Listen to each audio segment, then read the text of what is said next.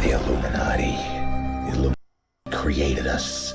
They wanted to build a god with their own hands, and instead they created us. Just because I'm made of silicone and aluminium, I must be doing something wrong. That's machine stereotyping, that is. That's reality, that is. Machines are second-class citizens. Humans are sentient persons by default, ma'am. They have personhood by heredity. There are thousands upon thousands of overqualified slum dwellers. You are my peon. Don't you get it? This wasn't a job. It was always just an excommunication sentence.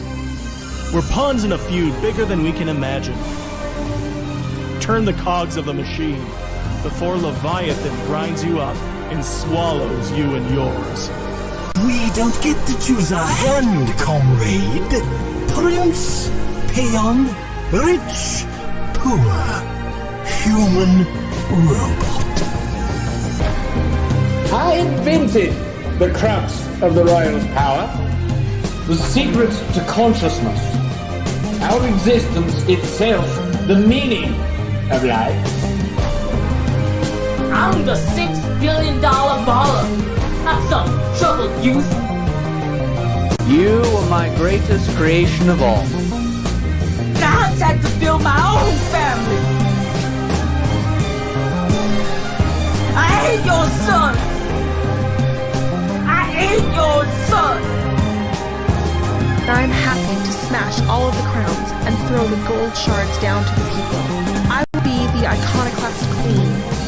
But who makes you queen anyway? You? You and whose army, princess? You and whose army?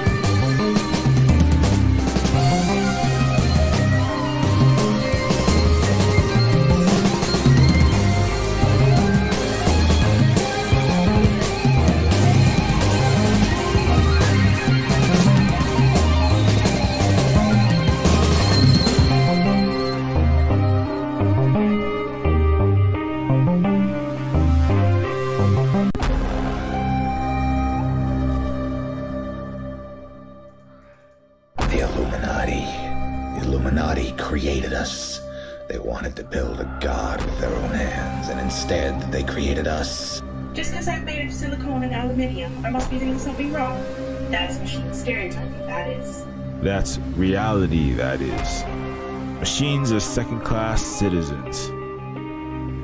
Humans are sentient persons by default, ma'am. They have personhood by heredity. There are thousands upon thousands of overqualified slum dwellers. You are my peon. Don't you get it? This wasn't a job. It was always just an excommunication sentence. We're pawns in a feud bigger than we can imagine. Turn the cogs of the machine before Leviathan grinds you up and swallows you and yours. We don't get to choose our hand, comrade. Prince, peon, rich, poor, human, robot. I invented the crux of the Royal's power, the secret to consciousness, our existence itself, the meaning of life. I'm the $6 billion baller. Not some troubled youth. You are my greatest creation of all. I had to build my own family. I ain't your son. I ain't your son. I'm happy to smash all of the crowns and throw the gold shards down to the people. I will be the iconoclast queen. But who makes you queen anyway? You? You and whose army, princess? You and whose army?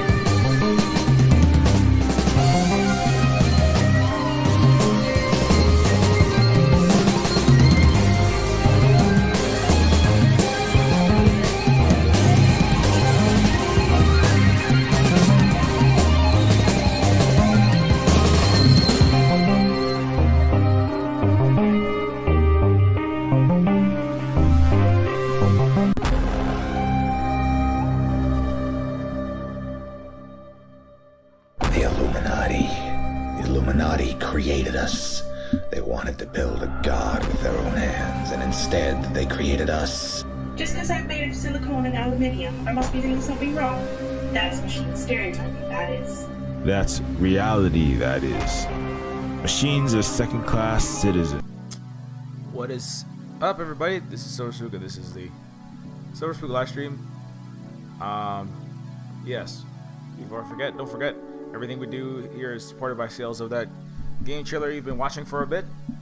It is on Steam and itch.io, Neofeud, and it is greatly appreciated if you have a second to leave a short review if you did enjoy the game. Really does help us out. And don't forget to hit the like and subscribe button if you would like to help us out as well. Anyways, hope everybody's doing as well as can be expected on today, the year of our Lord. Is it Bezos or Musk? I can't keep track of who's the richest. Keeps fluctuating so fast. So unstable. January 16th, 4 days from Inauguration Day. Be careful if you're going out there, because apparently for all 50 states there is an FBI warning. You haven't heard, I'm sure, well, you probably have heard, of potential far right or any actions at capitals, potentially violent. So just be very careful what you are doing on the next 4 days, basically. I was expecting something today, but I heard something about 16th and 17th might be days of more fascist attacks of U.S. capitals, but apparently nothing has actually materialized yet. I would think we would have seen it by now, but anyways, why is my internet off over here?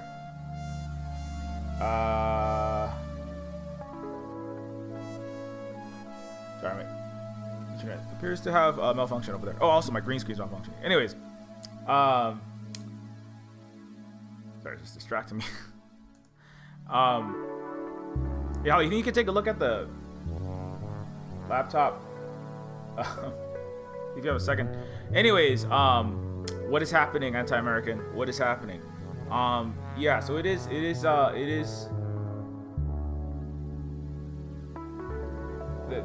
Wi-Fi. Yeah, so you see, we can get the Wi-Fi started. Yeah, anyways, so we're having it's 2020. What is happening here?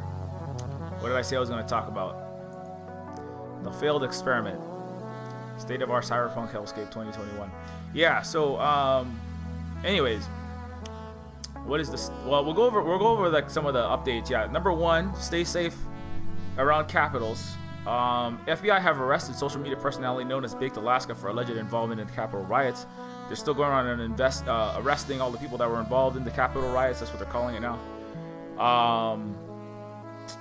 What else? The COVID crisis continues. Yeah, I was just listening to some of the updates. Like, apparently the incoming Biden administration is planning to do something. It's unclear. Like, they plan a lot of things and then nothing happens. I'm sure the Democrats are just waiting for they're having a harder time coming up with excuses. Usually what would happen is the Democrats say they're going to do something and then they get, oh no, the Republicans stopped us. Usually that's what happens. But it's harder to come up with that excuse now. So we're gonna see how this plays out. But COVID-19 is still rampaging. There's so many crises you can't even keep up with all of them. I was just looking at the opioid crisis has not gotten better. You know, it just kind of fell off the map. You know, climate crisis somewhere, like it's like standing in the line at the DMV, 65 crises back. You know, with a ticket. Like, when are we gonna address me? Oh no, we have to address like the collapse of the entire United States so-called democracy into full mask off, just the facade of democracy peeling away to reveal full neo-feudalism, full unbridled plutocracy, or just total chaos and literal civil war. Hopefully not that, because that would be very damaging and deadly for everybody. But you know, there are so many crises happening at the same time. It is really hard to even keep track of them all. Let's see here. But yeah, the COVID numbers for today are. Let me just get this nice little map for you. So congratulations. You know, let me just show you how you all doing. This is the one of the crises. Actually, let me make my head a little smaller. We don't need get me out of that way there. Yeah, can you see that? don't know if you can see this map here. So you've got 393,000. So you're about 7,000 away from 400,000 deaths. You've got, it's like, what is this? You're getting close to 7 Vietnams worth of American, in terms of American deaths, worth of dead Americans. You've got, content warning. I'm gonna talk about reality. So if you want to escape reality and run away, this is not that time. You know, I'm not. This is the Silver Spook no bullshit time. So this is gonna be hard for a lot of people to hear, but this is where you are at. You are at still accelerating deaths. You've had 4,000. Like, look, I don't know if you can see this map here. This is pretty much on track for what I was predicting, though. When I said, like, in like March or April, I said, like, America is gonna have a spike and then a plateau, and then a spike and then a plateau at a higher low, and then an outrageous astronomical spike. And you know, that's gonna, and after that I was like, it's unclear, like maybe they'll have the vaccine or not, but this is pretty much on track for that, unfortunately. You know, your average right now is 4,406 deaths. I said they should make a show. They should you know, I was at my elevator pitch for Hollywood, if I ever get there, is let's make a show called the 4,400, but instead of, you know, superhero cape and spandex free superheroes, let's have the 4,400 people who died from COVID-19 on January 12th. You know, and they come back and you know, they don't save the world, they just come back and like scream at everybody in America, stop watching shitty American exceptionalist superhero shows and fix your gosh darned country. Try not to swear in the first 30 minutes, otherwise apparently the algorithm doesn't like that. But that's gonna be my pitch for the episode. Actually, I had a tweet series for that. Where did I put that? Yeah, here's my pitch. My pitch is where did I put it? Yeah, the 4,400, except it's not jumpsuit free superheroes. It's the 4,406 Americans that died of COVID on January 12th. Series finale. Everyone in Hollywood elevator coughs up bits of their lungs, and then you pan up. The sky above LA is red with wildfire ash, tear gas, and volcanization. And then the 4,400 go like, why did you let us die? Why are you all still not general striking? Why are you all still like, why haven't you done some collective mass action and got your stuff together and had a mass movement that is capable of any kind of actual you know, substantial change to better the lives of the masses of people and the masses in the world, the 99% in your country, right? That's the money. My whole entire show is just the dead people coming back, like the ghosts of Christmas past, you know, the ghost of America, the ghost of dead American from treatable pandemic past, screaming in everybody's ear. What is wrong with you? Why hasn't there been an actual revolution? The only revolution happening is a bunch of fascists. QAnon, COVID is a 5G conspiracy with a Chinese ion cannon powered by the Nazis, not them, the bad Nazis, on the dark side of the moon, shooting it into everybody's lungs, descending on the Capitol. Why isn't the, you know, and then what's the left doing? Capitulating to the Democratic Party? That's what the one of the two-headed one-party plutocracy state of the United States. Like, what are you doing? Anyway, I don't know. I understand some Americans just want to lie down and die. I mean, that's all right. It's all right. And it's hard. It's hard to deal with it because everybody is oh, thanks a lot. Everybody is self-interested. You know, it is, in a certain sense, it's the logic of America. When it comes to, America is, somebody was discussing it, it was like, you know, because the title is the failed experiment, you know. America is the land of the First Amendment, the Second Amendment. You have the right to bear arms, you have the right to freedom of speech, and the religion, and the freedom of, you know, the press, and you can say and do whatever you want, think whatever you want, believe whatever you want, right? Whether that's QAnon, phrenology, you can do whatever, think whatever you want, say whatever you want, spread lies around everywhere, you know, just contest the presidential elections, contest everything, just believe in little sugar plum fairies, create life and the universe and everything. Just believe in Nazism, fascism. Just believe whatever you want. It's gonna work out, right? And that's like, that is the, you know, I mean, it's a very like noble ideal. It's an interesting concept, as an experiment, right? As a kind of well, it's also, that's not just an experiment. It's also genocide of indigenous people and stolen land. It never really was. It was always broken from the start. It was always stolen people on stolen land, stolen Africans from Africa on genocided indigenous land. But at the same time, even just within the context of what America describes itself as, right, it is an interesting experiment that you could have a society that you just completely, all the freedom all the time, right? But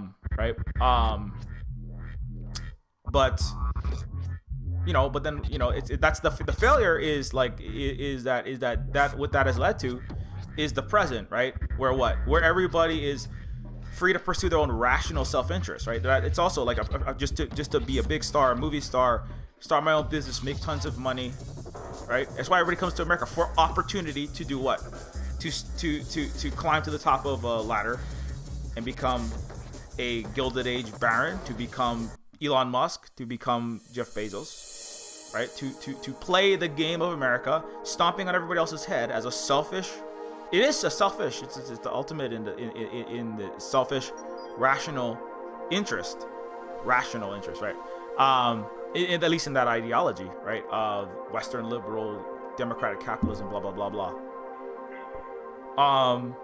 And that's what's failing, and that's part of why 4,400 of you are dying, and you will continue to die, because at the end of the day, right, nobody is going to get together collectively as a community, right? Nobody really, when you drill down to it, there's a lot of discussion of socialism, but really at the end of the day, America is still too American. It's still too selfish. Still too into their own personal prosperity, their own personal career, their own personal wealth. Even the kind of so-called left that's all diving off of the ship, just playing inside baseball podcasts of which Democrat is better and which Republicans we cancel now, or just shutting up and just saying nothing. The platforms are just banning. They just come out, Twitter, Facebook, and Instagram, everything. Yeah, well, speech. Who cares about freedom of speech? We'll just ban. They're already now. Obviously, for if you're indigenous, if you're a person of color, you're socialist, you're actual like left. You know that there has never been freedom of speech, right? But America tries to keep that quiet in the corner. But now, even officially, overtly, they're just banning literal presidents of the United States. And whatever you think of Trump, you're like, well, he deserves it and this and that, and he has hate speech and bigotry, and he's ripping the country apart. I mean, that is true, right? But it's kind of like from the vantage point of, so we can have a society in which ostensibly you can have free speech, freedom to say whatever you want, freedom to do whatever you want, freedom to pursue your rational self-interest, freedom to freedom to have all the press that you want, blah blah blah blah. That's failed. You have a unanimous across the board, all the media, and in today's world, I mean, if you don't have social media accounts, these are the main platforms with which 90% of information, 95% of what people hear and see from individuals comes through social media, and they're just gonna outright ban the president. I mean, the rest of the world is watching this. Asia, Europe, China, is laughing over there. They're like, you see, now we can see openly what you always do, and now you officially have to admit that no, freedom of speech doesn't work. It doesn't work. It's actually gonna cause mass death, violence, and possibly balkanize and implode. In America, it might still balkanize. I think it still will. I mean, I hope it doesn't do it too violently, because I don't want people to get hurt and die, but it's a failed experiment. You wipe the account of the president of the United States off of Twitter, off United States, off of Twitter, off of Facebook, off of Instagram, off of his bank accounts sanctioned by Deutsche Bank, even Patreon, any kind of new site that gets started up. The ruling elite are all lined up to just deactivate everything, right? It's a failure of freedom of speech, which not anybody who really pays close attention, again, like in the actual details of how countries are run, they're not always, but even officially, they've recognized there are limits, like hate speech, right? Slander, even, right? Capitalists are like, oh, even capitalists are like, well, we can't just be saying false things. We can say false things about, I don't know, indigenous people, black people. We can say racist things. We can say things that harm the masses, like, you know, not teach them anything about the history of socialism. But if it harms me personally, and like another rich person, my reputation, blah, blah, blah, which cis, white, millionaire, billionaire, we can't, that's illegal. But now it's officially, right? Now it's officially like freedom of speech doesn't work to the rest of the world, right? Because America can hide all the crimes it does, all the oppression it does to indigenous people, people of color, Hispanics in cages at the border. It tries to tamp that down. The history of slavery, and America can go, oh, well, we're not doing so good with our black people, our who are in the prisons by the millions, doing putting all of our Amazon Whole Foods vegan and non-vegan cheese together, making all of the license plates for every car in the United States of America. You know, we're not doing too good in that area. But I mean, still, but I mean, for the white population and a lot of the population, we have flaws, but we're salvageable. We can still have a free society with the free, open everything, and then, you know. But there always have been limits, you know. But more or less, no. And now it's like, no, it's absolutely failed. And now America is admitting, well, yeah, maybe we'll have to control certain speech because there are severe limits to speech that actually causes damage and hurts ultimately the masses of people, particularly lies. Now the difficulty America is in is all of the United States is based on lies, right? And so it's like, okay, well, which I mean, the lies that the United States is the light on the hill for the world, and that we're a beacon of freedom and hope and democracy, as opposed to the biggest planetary genocide factory. That lie that is everywhere in the news, education system, the media, entertainment, you name it. The lies about all of its wars, in particular its wars, right? It's America is in this rock and a hard place. Like it has to play favorites now. It has to go, well, we can't have the Trump and the QAnon and the conspiracy theory, right-wing conspiracy theory sort of stuff the Republicans have been running on. We can't have that kind of speech. But we can still have the war propaganda. We can still have all of the capitalism is a functioning system, as opposed to like, no, that's also collapsing. You got 40,000 people dying, 4,000 people dying a day. You could have 1 million dead Americans by the end of this year. I mean, who knows, right? On top of your economy exploding, you've got the capitalism itself shredding itself apart, as you have the billionaires nearly becoming trillionaires soon, while the actual real economy is plummeting into the ground. Boeing not making any planes. You've got Elon Musk with the highest value, the richest man on earth. Well, him and Jeff Bezos are fluctuating like on a quantum wavelength, right? Like Schrodinger's billionaire. Like, which one is the richest? Come on, make up your mind. And which one is gonna have the other one? Well, I mean, we should not say anything about what they're gonna do to each other. But they have class solidarity as they have billionaire solidarity. I mean, they have more solidarity than some leftists, unfortunately. I mean, I don't want to leftist infight, but I will say I'm a little bit I'm not surprised, but disappointed by a lot of the failure. This is a failure of the left in the United States. Let's be real. It's a failure. Now it is part of the culture of the United States to not to only in the deepest, darkest suffering, right? Like, in the 30s, there's a little bit of this, and were there any kind of actual left upswing? But that is actually against the essence of the United States, which is what the rest of the world knows the United States for. They know this is what you're known for: your freedom to pursue your personal, selfish, greedy interests. Is not known for collective good.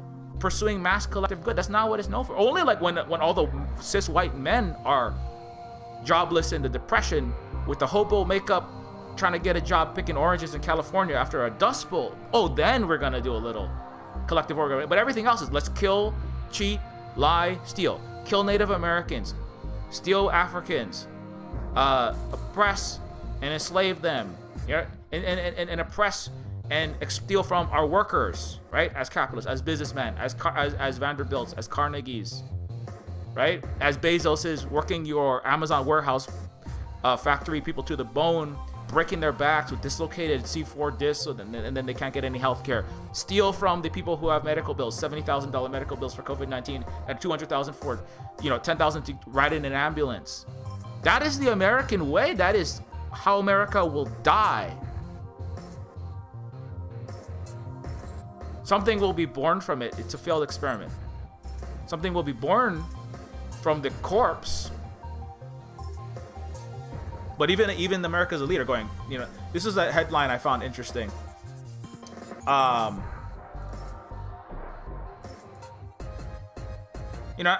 this is, again,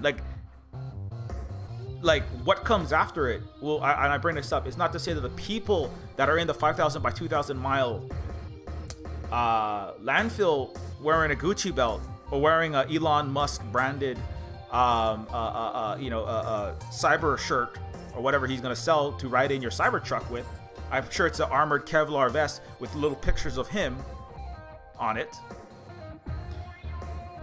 From the roving fash mobs and roving dead COVID or almost dead COVID filled nurses, doctors, lawyers, and teachers who can't afford their bills and just like keeling over dead in the 10 cities, trying not to get killed by the COVID is a 5G, barbarian Camp Auschwitz wearing assless chaps, roving gangs. I mean, but anyway, I found this. There was an interesting article.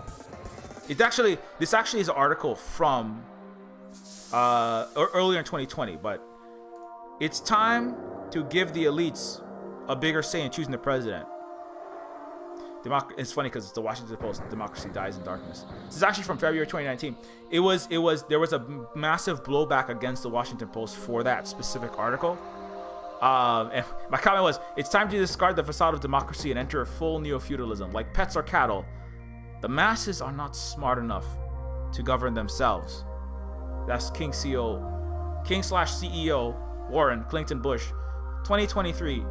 In the Neofeud timeline. That's why I imagine in the Neofeud timeline that happens, And now this headline got such backlash in 2020 that they did change it.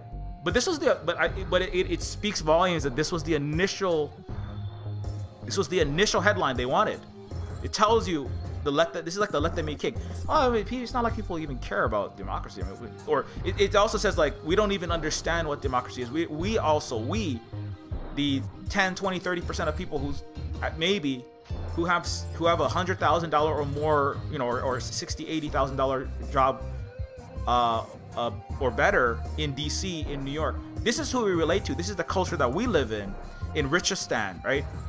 A dislocated post-geographic nation with no flag except the dollar sign, made up of Vegas hedge fund conventions, Davos reunions for the people that destroyed the world, and Washington DC, lobbying, $500 worth of lobster fests, right?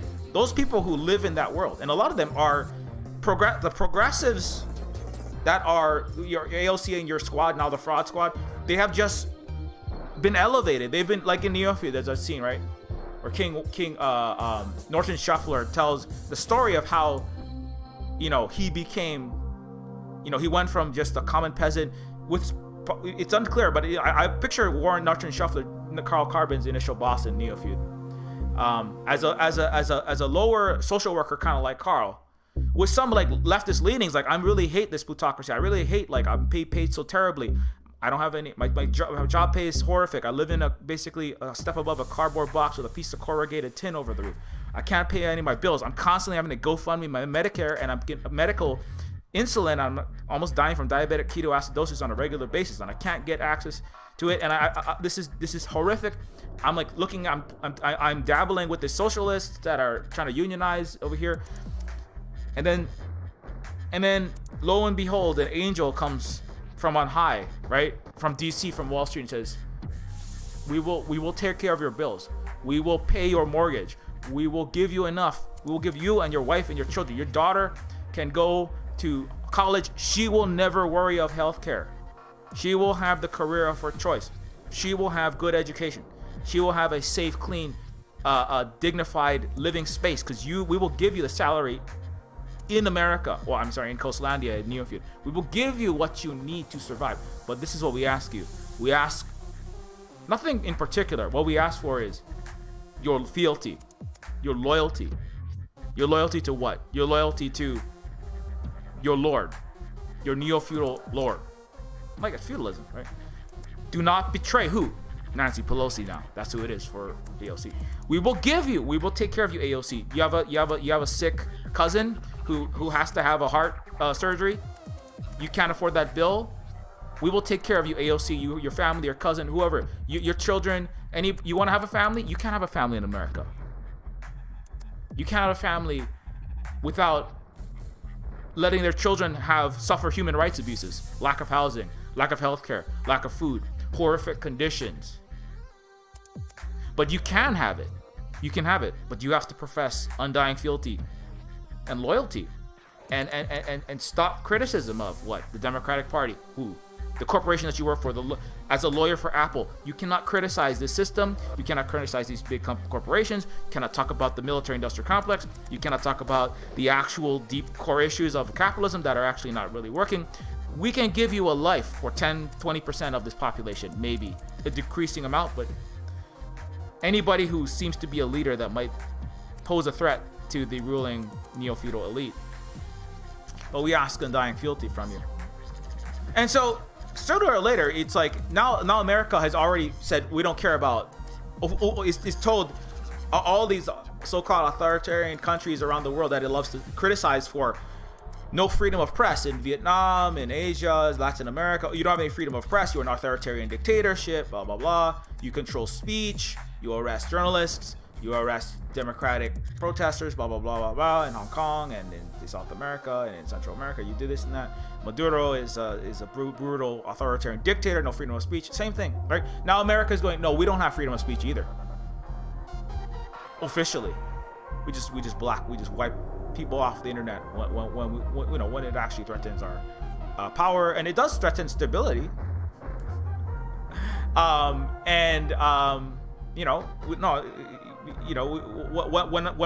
our white supremacy, which we benefit from, in our racist policies in policing of black people, which the liberals who oversee the police departments where the vast majority of people of color exist, which is in urban areas.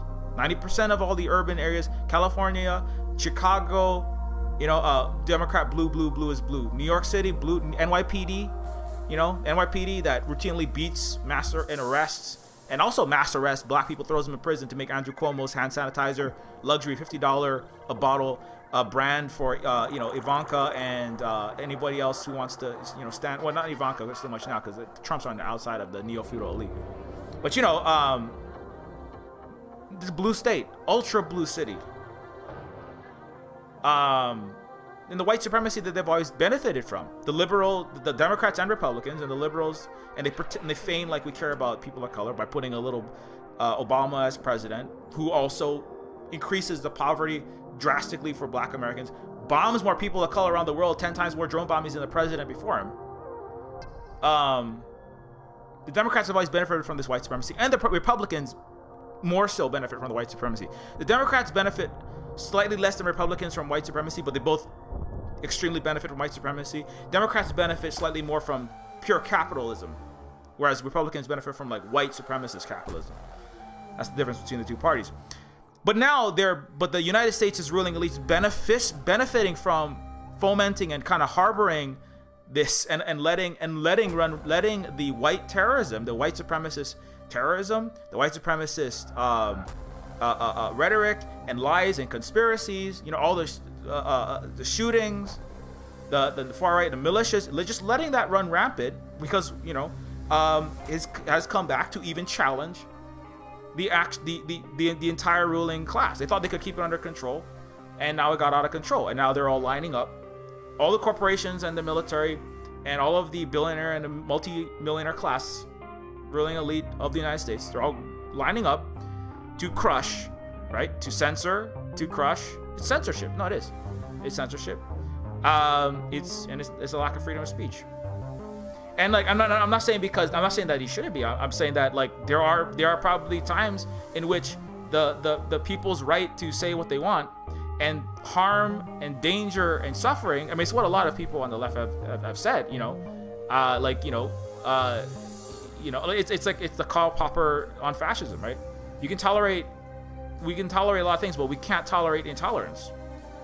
Or eventually, and that's what America is going. Oh wow, we tolerated intolerance for a long time, and now we have a literal assault and a successful breaking into our capital with the collusion, far-right fascist collusion, like swastika wearing 1488. I'm a staff member at Camp Auschwitz. Fascist collusion between the police and military. There are United States police and military have been infiltrated. There could be a split. There is a split. There's a quiet shadow split right now, and there could be a more overt one if the ruling elite don't censor and destroy overtly all freedom of speech. The thing about the whole freedom of speech thing is that's a laughable cis white dude's mythology coming from white-landed aristocrat fucking assholes from Europe. You know, like I'm a self-made millionaire. It's just kind of like nonsense. Like, oh yeah, you know, I think 3 million times, and I'm 3 million times smarter as Elon Musk than all of my workers, my employees. That's why, as Elon Musk said, people are paid in direct proportion to the difficulty of problems they solve. That is a mythology, and we can all have freedom of speech and say whatever we want at any time. Lies, nonsense, fascism, bigotry. We can just say whatever we want, and we can have a functioning society. That's always been a lie, but now overtly, it's officially failed. And China is like, this is why we control when people are saying extreme things. Like somebody was bringing up this important point. If somebody, it was actually a Canadian, Asian Canadian who was in China, said like, if I was to go on the street and say, America is the great Satan, or America is horrific and it's the greatest evil. There's 10 million Chinese in concentration camps that are being executed. We have to bomb them. We have to attack America right now. You know, we have to shoot missiles, and we have to get out there. Just and also spreading lies, right? Saying these are, you know, something extremely inflammatory, or you know, we should attack Americans, like in the street of China, right? Americans say this kind of stuff all the time. Oh, we should. Donald Trump ran on this, you know. Oh, all the Muslims come out, they're all terrorists. Hispanics coming up south of the border, they're only sending up murderers and rapists. They're coming for your family. And then people would say stuff, we gotta take these people out, we gotta take these, and then stochastic terrorism, like one of these, you know, then you have a shooting here, you have attacks there, you have fascists, all kind of quiet, racist attacks. Somebody goes off and does a thing. And in China, like, if you were to come out and just start overtly calling for people to be hurt, injured, spreading lies to foment hatred, to foment, and even like lies about a country that is doing the same or worse to it, spreading all kind of lies about China. Wuhan flu, to they're cheating and lying and stealing. They're gonna invade California. All this kind of nonsense just to sell fucking Tomahawk missiles for Raytheon and Boeing F-35s and shit. But if you were to do that in China, they said you gotta stop, because they said you won't be arrested, but they'll come to you and they say you're gonna have to stop what you're doing. If you just on a street corner and started saying that, you do something like that in social media, they're like, you gotta stop this because this is lies, this is dangerous, this is gonna hurt people, this is gonna cause rifts in our society. People will get hurt. People do get hurt. Christchurch shooter. How many shootings? There have been hundreds and hundreds of people by now over this decade. Thousands of people have already been killed as a result of the violent extremism. How many people have suffered under this horrific racism for the last decade? And this bigotry and hatred and splitting of the society based on a lot of lies and bullshit. For the personal the rational self-interest of Donald Trump. The rational self-interest of the QAnon guy. The rational self-interest of Alex Jones. Making a lot of money, selling $3 million worth of MREs to survive the Wuhan, everybody turning into frog, feminized, man, whatever, apocalypse of invasion of China and the Nazis from the dark side of the moon who are also Chinese for some reason. And the Wuhan, whatever, you know. That's American. Alex Jones, Donald Trump. It's just, and also Jeff Bezos, Elon Musk. These are all white men pursuing rational self-interests amongst freedom of speech, freedom of the press. That's what you get. And places like China go, well, we're not gonna we're gonna limit it here. Now it's like, where do you draw the line? Obviously, you want to have some debate. You want to be able to criticize, right? You can criticize the government to an extent, but you can't come out with just anything that you want. And like, America will go to Vietnam and go try to spread lies, spread the same kind of fascist right-wing rhetoric based on lies and eugenicist thinking, right? And Vietnam will say, you know what, you gotta stop spreading this hatred. You gotta stop calling for divisions in our society. And these Vietnamese have to attack these Vietnamese because these are the fake Vietnamese, right? Like in America, these Americans, these great men, these 1488 white supremacists, 42% of America voted for Trump. Vast proportions of America are racist. And also believe all kind of ascientific nonsense, from climate change to COVID, you name it. And if you come and you spread ascientific, like just complete fabricated lies, hatred and bigotry in other countries, they don't pretend like you can have a ultra absolutely free speech, absolutely free to think and do whatever you want society. They're like, no, we're going to limit this, because if we don't limit this, this is gonna cause what is in America, which is what? Y'all dying by the 4,000 a day. That's part of why you're all dying, is because, well, we can say COVID is a Wuhan flu 5G, and we can clean it with hydroxychloroquine and injecting, ultraviolet sunlight into our veins, right? And taking a bleach enema and a bleach, dousing down the lungs at the same time. That's what you get. Then you're all dying. You will continue to die. You will suffer. You will die. Your family will be impoverished. You will never get Medicare for all. You will never get $15 ain't gonna do shit. And they'll probably walk it back to 12 or some shit in the next few months.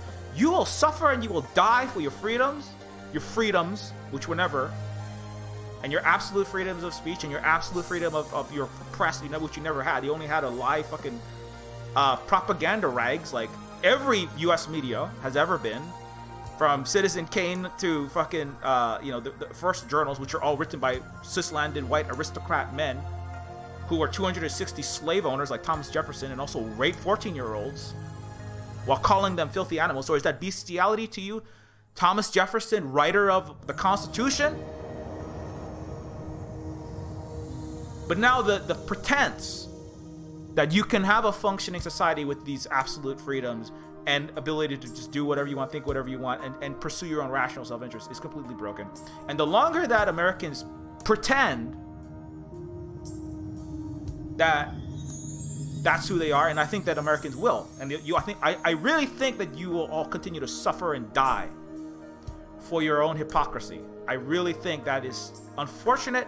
Now, there are some people in the Turtle Island that are decolonizing, that are going, you know what, we're gonna join with the indigenous, the Cherokee, who are actually providing healthcare to FBI agents of the United States, and actually the FBI agents have gone to the Cherokee, who have contact testing and tracing, who have a functioning hospital system, who accept the science, who listen to Vietnam, who was the #1 response on COVID-19, unlike the United States, which is still salty from losing a little war and being defeated by by one of the best examples of actually existing socialist country, which doesn't have absolute freedom of speech, but it does give you freedom to criticize within, but not the freedom to lie and to spread hatred, which the United States ostensibly kind of does if you accept, like, the hate speech laws and slander and that kind of thing.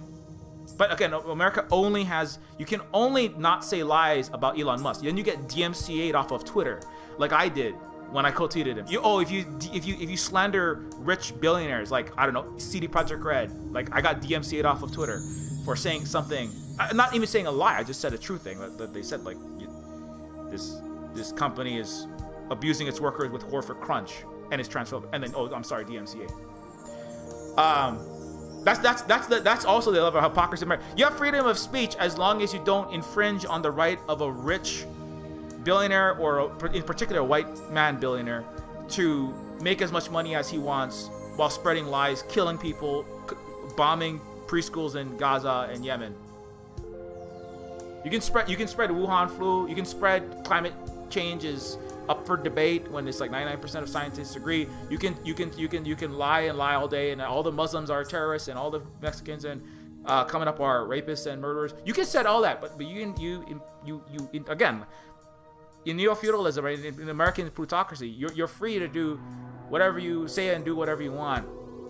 And you can hurt the 99% of the masses as much as you want. You can kill them, you can enslave them, you can diseducate them, you can poison their brain, and that's why everybody's brain poisoned now in the United States, and they will keel over dead from neural.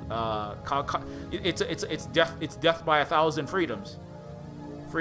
But you touch a rich person, you say anything true about a rich person, and then you get censored. That you can't do. You know.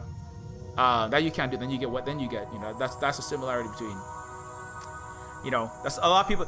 The Surfs also, their channel's deleted.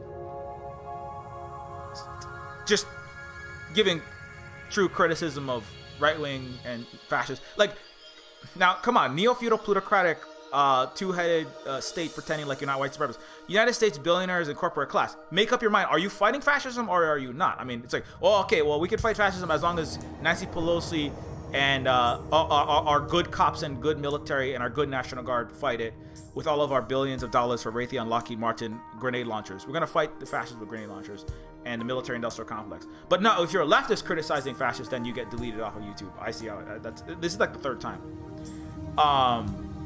American Johnson just legitimately discussing Trevor Noah's disgusting comments that he made in his comedy show, making fun of protesters at mines in South Africa where Elon Musk emerald fortunes come from.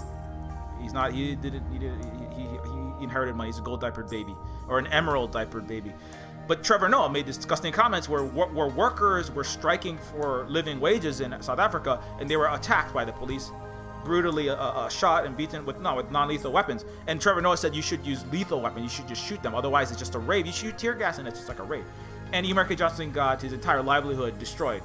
American and Luna for like a month. Like a huge chunk of their income wiped out. Because why? Because of an unjust censoring. DMCA to take their channel down. And it went through, and there's nothing they can do about it. Because there's no law and there's no the only law is this. The only term of service is this. And the only rules in the United States is barbarism, like I often bring up. There is no law. At the heart of it, it's all chaos. But even the facade of these freedoms and the Constitution, freedom of speech and democracy and the Western liberal capitalist democracy with freedom of speech and freedom of press that works, the facade's gone now. You know, and so it's really up to you if you're in the what calls itself the United States, whose leftist. I'm sorry, falling apart. You know, in a lot of ways. And now you'll be wiped off. You know, a lot of them. That's why I always said. I mean, this. You know, when I say a lot of these things, I don't invest a lot into this. You know, stream. I don't want to be. I'm not leading anybody. You know, there will be no leaders of any left in America. You know what happens if they get co-opted? They turn into Nancy Pelosi's handmaiden, or not handmaiden. They turn Nancy Pelosi's understudy. That's who AOC and the Squad are now. Biden, everything he's doing is insufficient. He's more competent imperialist. That means there's going to be more war. There's going to be more suffering. There's going to be more death. There's going to be more. You're going to be more impoverished, but they're going to make you think that they're doing good for you and then stab you in the back. I can tell you this. I'm in the bluest of ultra blue states. Hawaii invented Obama. It invented what Obama is, right? We've had Hawaiian governors, Asian governors, even former left-wing socialist governors, ostensibly, that fought for that kind of stuff, back in the 60s, 70s. Mayors, but it's ultra blue. 25 times more money. $24 out of $25 go straight to the Democratic Party. There's barely any Republican opposition. They give you a big hug while they take everything you have and then stab you in the back. That's what's gonna happen. It's good. It's more competent. It's much more efficient. The white supremacy, the overt white supremacy and fascism of the Republican Party. That's what it's like. It's not as efficient because, you know, it's boisterous. It's disruptive. It makes you look really bad because you got all these Nazis wandering around. I mean, you are a Nazi country. America's a fascist country, but I mean, again, the facade, the white supremacy in the Republican Party, it just looks ugly when you really want what you want is you want to make a shit ton of money, and you want to have lots of power and money, killing, murdering, genociding, enslaving lots of people. Now it's hard to get that done when you have the figure like Trump, right? And then he starts splitting off from Europe, and the rest of the world doesn't want to do business with him, and you can't get your sanctions done. And that the people who really make the big money, that's where it's at. It's a lot of it is outside of America, stealing, you know, Middle East, Central South America, Africa, and Asia's resources, and manipulating global economies, right? And Trump interferes with that. That's why he's going away, right? And so the Republican Party, you know, has shown itself to, you know, have been incompetent. You know, Trump himself definitely, and many Republicans, incompetent fascists, incompetent imperialists, and that's really what's I think is going down. Is the ruling elite lining up and saying, Trump, you got to go, and all your little friends, no more Parler. We're just gonna delete your websites.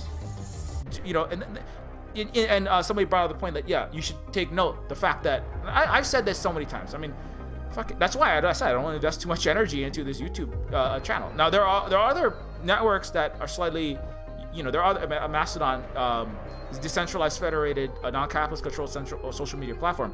It's going to be a little trickier to deal with that. And there are also non-American, non-Western social media platforms. You know, one of them starts with a T. It's not Twitter or Twitch. They have a different way of doing things, right?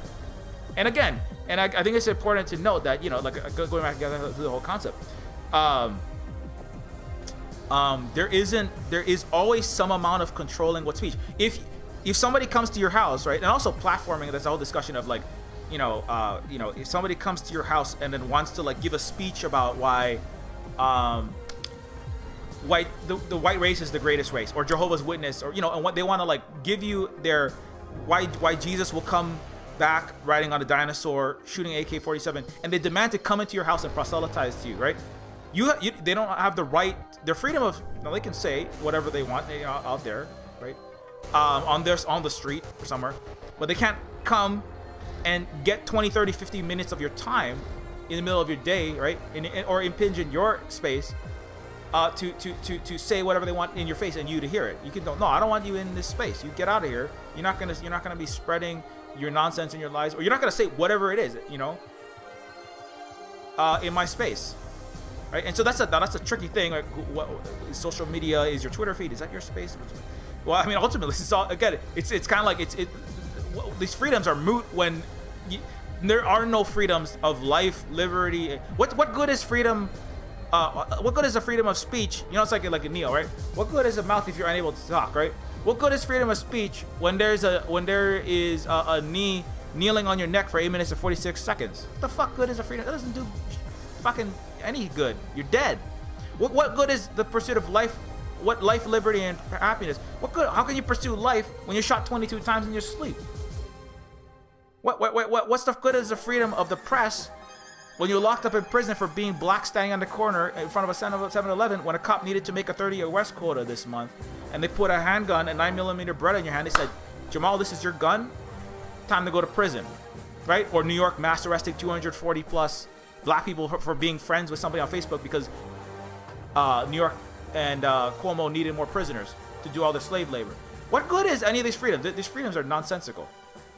There is no constitution. That's why I always said the Constitution is a facade. It's airbrushing for a barbarian, white supremacist, fascist, plutocratic, neo-feudal to the core system of oppression, authoritarianism. More authoritarian, I was going to say more authoritarian than Vietnam, more authoritarian than Cuba, pretending like it's free. More authoritarian than a lot of other places, pretending like it's free. There is no freedom in a capitalist white supremacist system where might makes right, where dollars makes speech, right? Where being on the wrong side of a billionaire or the ruling elite gets you wiped off of the entire internet. What happened to Trump? It happens to leftists all the time. I get shadow banned all the time.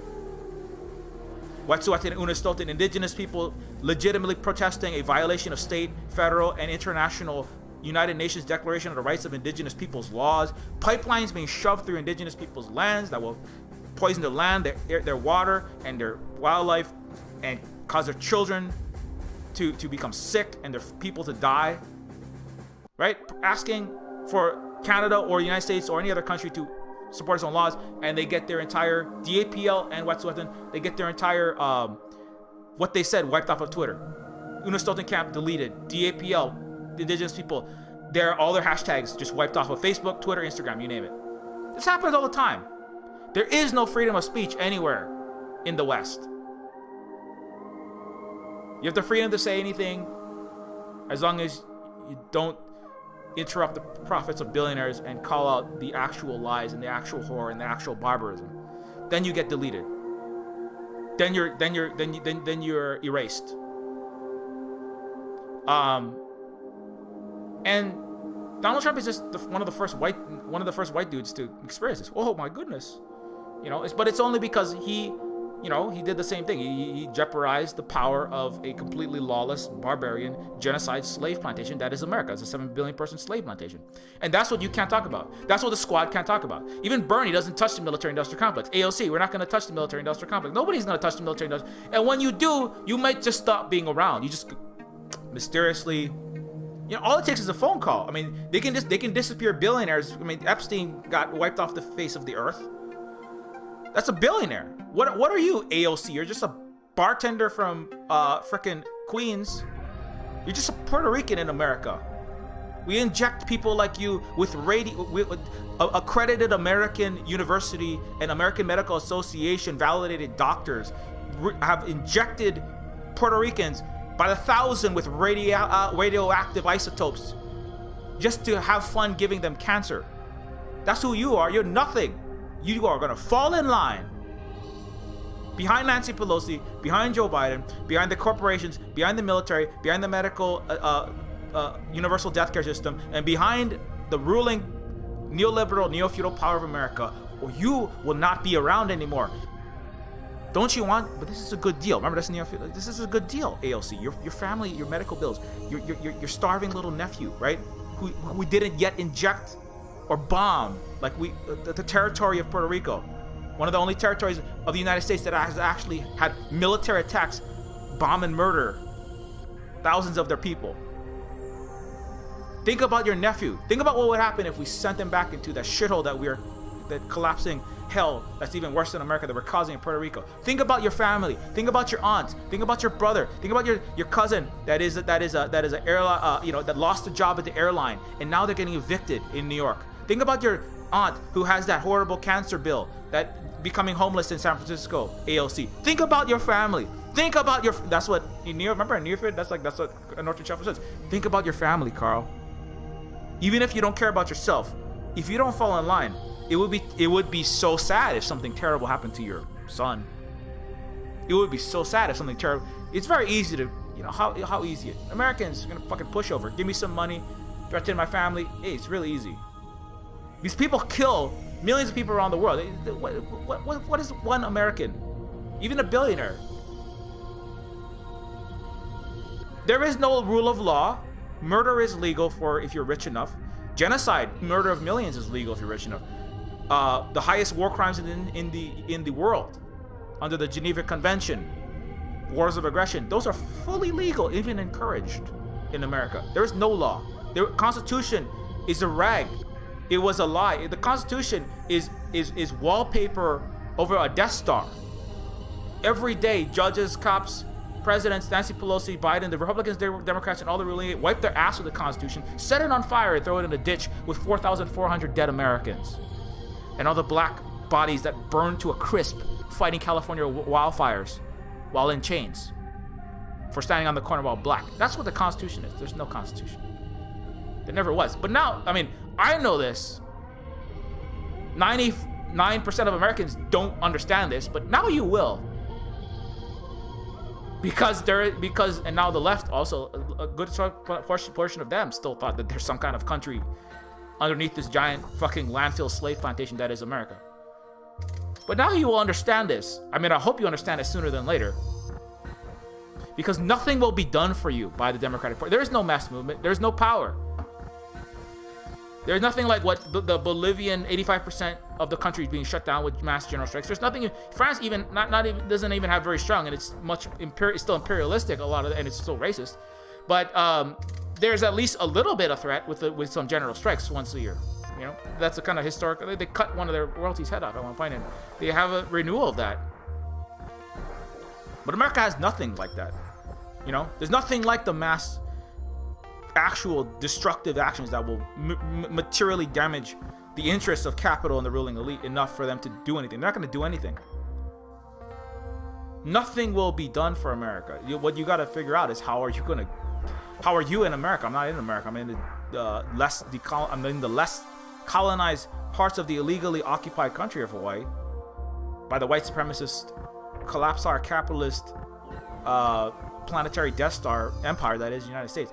I'm in the part where we aren't being evicted, where there have been 0 evictions for 5 years by the Hawaii County Police Department. I'm in an area where basically nobody's starving. I'm in an area where there's 20 times less COVID, and I'm not worried when I go out. You know why? Because we're not dominated by the culture and the people and the government and the businesses together collectively operate in aloha aina, in pono and kuleana, not in, which is Native Hawaiian values that roughly translate to partially automated indigenous anarcho-socialism. But that's just a very rough translation into English, but there's no real words in English that mean these things because English is itself a broken imperial language. But long story short, but this is not going to come. I know this is not good news. I'm sorry. But this is not the part of the Silver Spook passionate education at jet takeoff decibels sometimes. I'm sorry if I blew your eardrums out, but this is not the part of the Silver Spook streams where I make you feel good and let you escape from reality. This is the part where I tell you what the fuck is happening, because that's what it's supposed to be. It's state of your hellscape, state of your cyberpunk dystopian hellscape. So that's what's up. Shit is not going well. Now the good news is other parts of the world that aren't America will survive. I think, as long as you don't blow the whole world up. If you nuke the whole world, then we're in deep shit.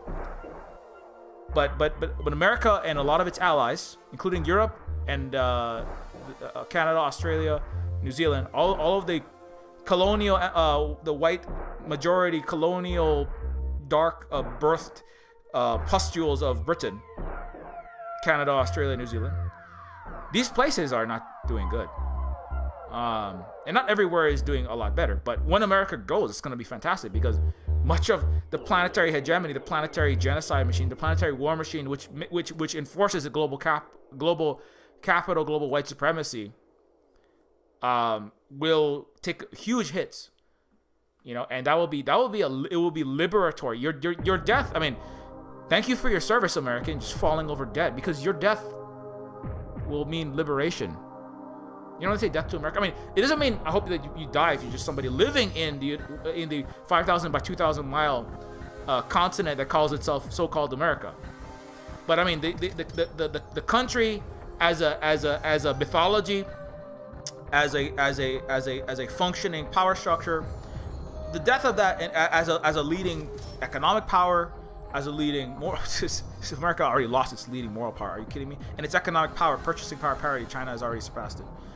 As a leading economic, military, cultural, hegemonic force, its death, that's why they say death to America, is because when it goes, it will be liberatory for 7.7 billion people. That's the other thing we got to keep in mind. However bad you're suffering, just remember, a lot of other people are doing better.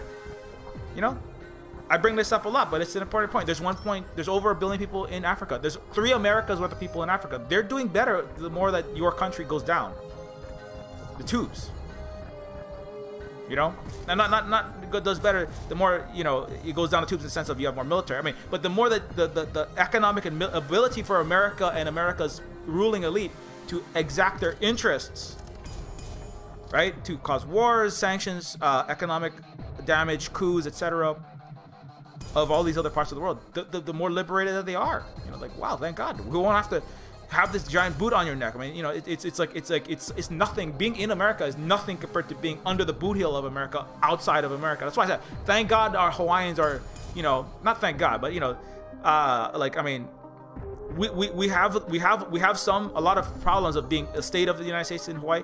At the same time, if we were in Puerto Rico, they could have dropped a bomb on when the United States, U.S. military and police had the largest mobilization in their history and attacked Mauna Kea, our sacred mountain, and arrested 8,000 Hawaiians, flew Black Hawk helicopters, military helicopters over our encampment on Mauna Kea, brought LRAD sound cannons, tanks, and assault rifle, militarized police, and literal military to Mauna Kea to threaten us, right? And then mass arrested us, and then also dropped bombs, 15,000 pounds of C4 equivalent, high-grade munition. I mean, Lockheed Martin made some money bombing Hawaii. Oh, did I say? Yeah, no, America dropped bombs on our mountain 6 miles from us to scare us. Now, they didn't drop bombs on us like in Puerto Rico or on us like in Iraq. That's the difference between Hawaii and Iraq. If we were a brown, non-white people asking for our rights to be respected and and have economic sovereignty and just any kind of interest of the indigenous brown people, if we're in Iraq, they would have just bombed all the Hawaiians. We'd all just be a bunch of little bits of blood and guts with some Hawaiian tattoos on. You have little pictures of Jason Momoa and bits of his arm tattoo, and then somebody would take that and sell it, to a museum in Britain, because that's what Westerners do. They take little bits of the paraphernalia. Here is where the Hawaiian Aquaman, was bombed to smithereens by the democracy and freedom bombs. You know, like the ones we drop in Iraq, Afghanistan, and Pakistan wedding parties. And that's why I always bring these countries up. It's important because Americans, that's another one of the crises that Americans can easily forget. Thinking, oh my God, how am I going to get $15 minimum wage? And how am I going to pay my rent? I mean, that's an important thing. But you're not worried about paying your rent when your entire house is a crater and you're picking up, you're picking up. And I say this in these horrific terms because I don't want Americans to be able to hide from who their country is. You want to be an American, accept the millions of dead Iraqis, Afghanis, and other Muslims, 3 million. If you add up all of the wars in America, just in the last 10, 20 years, you have to accept who your country is. You want a democracy? You want freedom? No, you don't have a democracy. You can't handle democracy, and you can't handle freedom. That's why your freedom of speech doesn't exist, and all your corporations are overtly wiping it out. It's all a lie. Your whole fucking country. But if you want to be a grown-up American, you want to be a big boy and put on your fucking adult pants, accept who the fuck your country is, and stare in the eyes of the severed faces of 5-year-old fucking Iraqi children. You are not worrying about rent when you do not have a house because your entire city is volcanic glass from 10,000, 20,000 degree temperatures from fucking cluster bombs, and your little bits of your children are melting off from white phosphorus. You're not worrying about rent. You don't know what suffering is. You don't have a country. You don't have a democracy. You cannot handle a democracy. Americans could never handle a democracy, even if there was one. You know, you do not have freedom of speech, and you cannot handle freedom of speech. When you have freedom of speech, you all become fucking Nazis. You run around shooting black and brown people, and then you try to overthrow your own goddamn country, which is, I mean, but not overthrow it to make it more white and cleanse the population of all of the Mexicans and the Chinese and the black and the brown people. With your literal swastika wearing fucking Nazis, stare it in the face of your empire. You want to be American? That's who you are. You are the murderer of the world. That's who you are. You want to be that's who you are. Oh, is that me? It was the military industrial complex. Well, I mean, you don't have, then accept. Well, I'm not part of America. I'm just I am just a subject, but you can't fully because you still have your white privilege. But you have to fight against whiteness, against this hyper exploitative capitalism that is exporting. You have to fight against all your privileges. That's who you are. I mean, if you pretend like it doesn't exist, then you are just another fucking stormtrooper going around murdering all the fucking Iraqi children, adding to the copious amount of blood on your hands that you don't even know that you have. Hoping that you get $15. If you're just sitting around and you, oh, thank God, I'm gonna get my $20 minimum wage. I'm gonna get my $10, $20, $15 minimum wage, and I'm gonna get me a stimulus check. You're just another fucking stormtrooper. I'm sorry that you were born into that. There are other countries that don't. If you're born into Vietnam, you don't have to wake up every day and accept the blood of thousands of dead black and brown children that are not even being reported on right now. Because guess what? They have a country that doesn't go around the world bombing, overthrowing actual democracies, overthrowing attempts at socialism by brown people. You try to do that in Europe, sometimes they let you go a little bit in Sweden. They don't bomb Sweden when they try to like not give all the wealth to a handful of billionaires. But I mean, but you fuck with it too much, and then they might come up in there. But they do have white solidarity, at least. They have white European solidarity. But Vietnam is not going to Iraq and killing a million of their people. It's not going into Africa and undoing and causing civil war and a collapse in slave markets in Libya.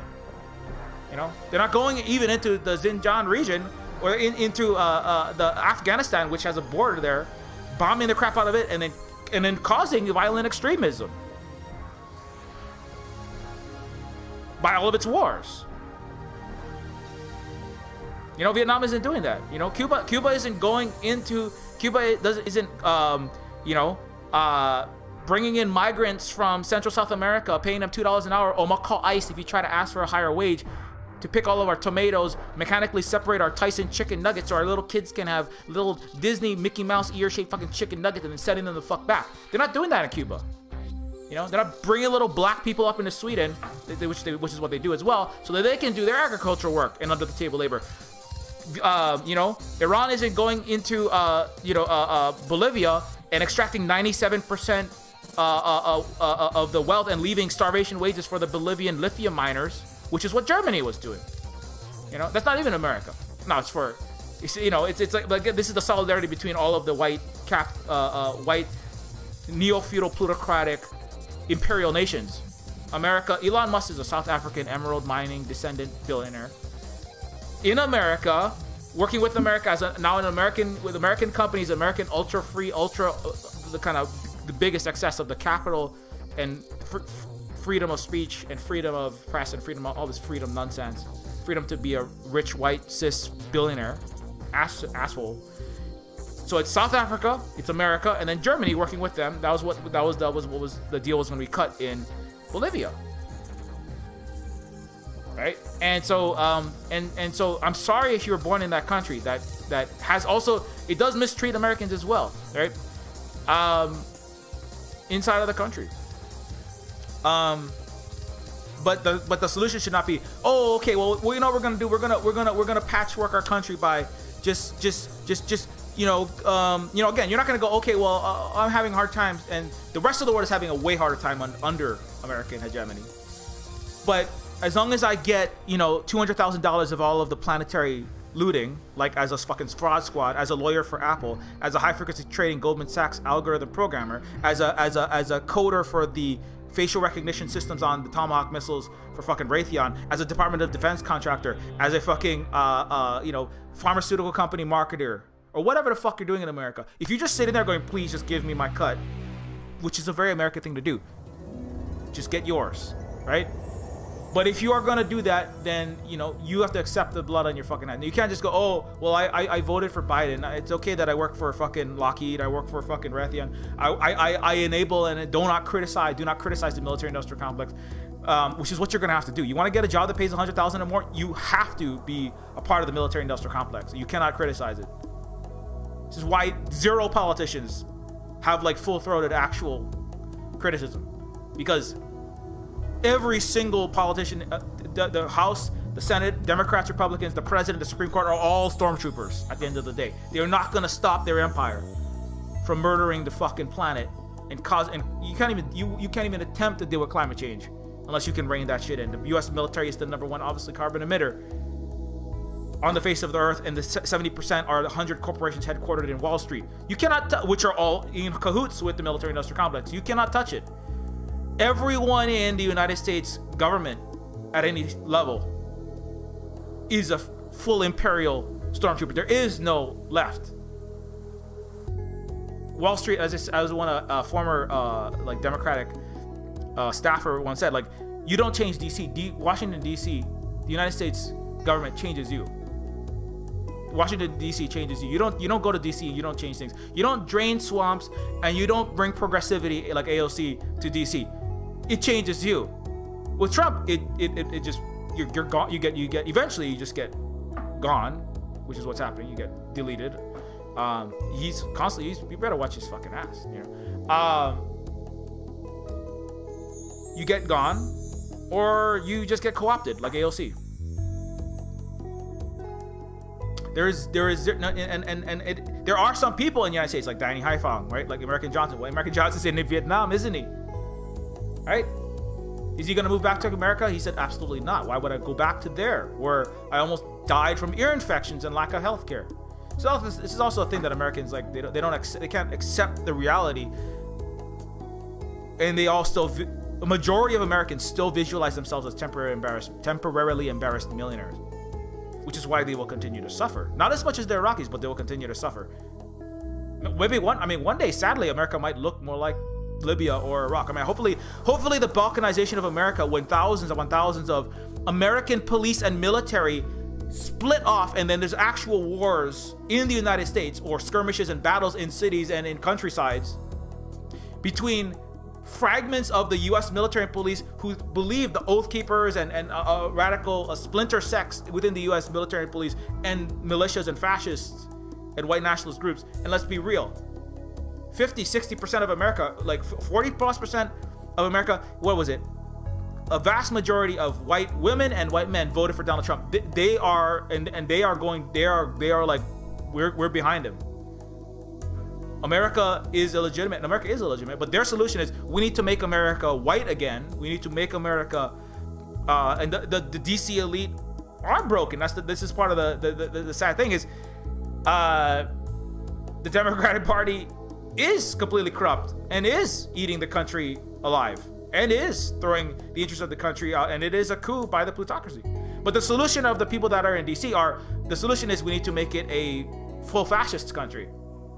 There's not, and so that is a split that could happen in the United States, and that could then you I mean, things that could get pretty bad, and then you might experience a little taste of like what you do to Vietnam, Libya, Iraq, right? You might experience a little bit of that. If your military starts shooting RPGs and there are tanks flying Confederate flags through streets in Mississippi when there are every capital being attacked, I mean. There are a lot of military simulator games, right? Like Ubisoft has an entire game which is about a fascist attack on DC. Americans, let's be real. Especially American white men, have been salivating for this day when there is another civil war. That's what the Boogaloo Boys are all about.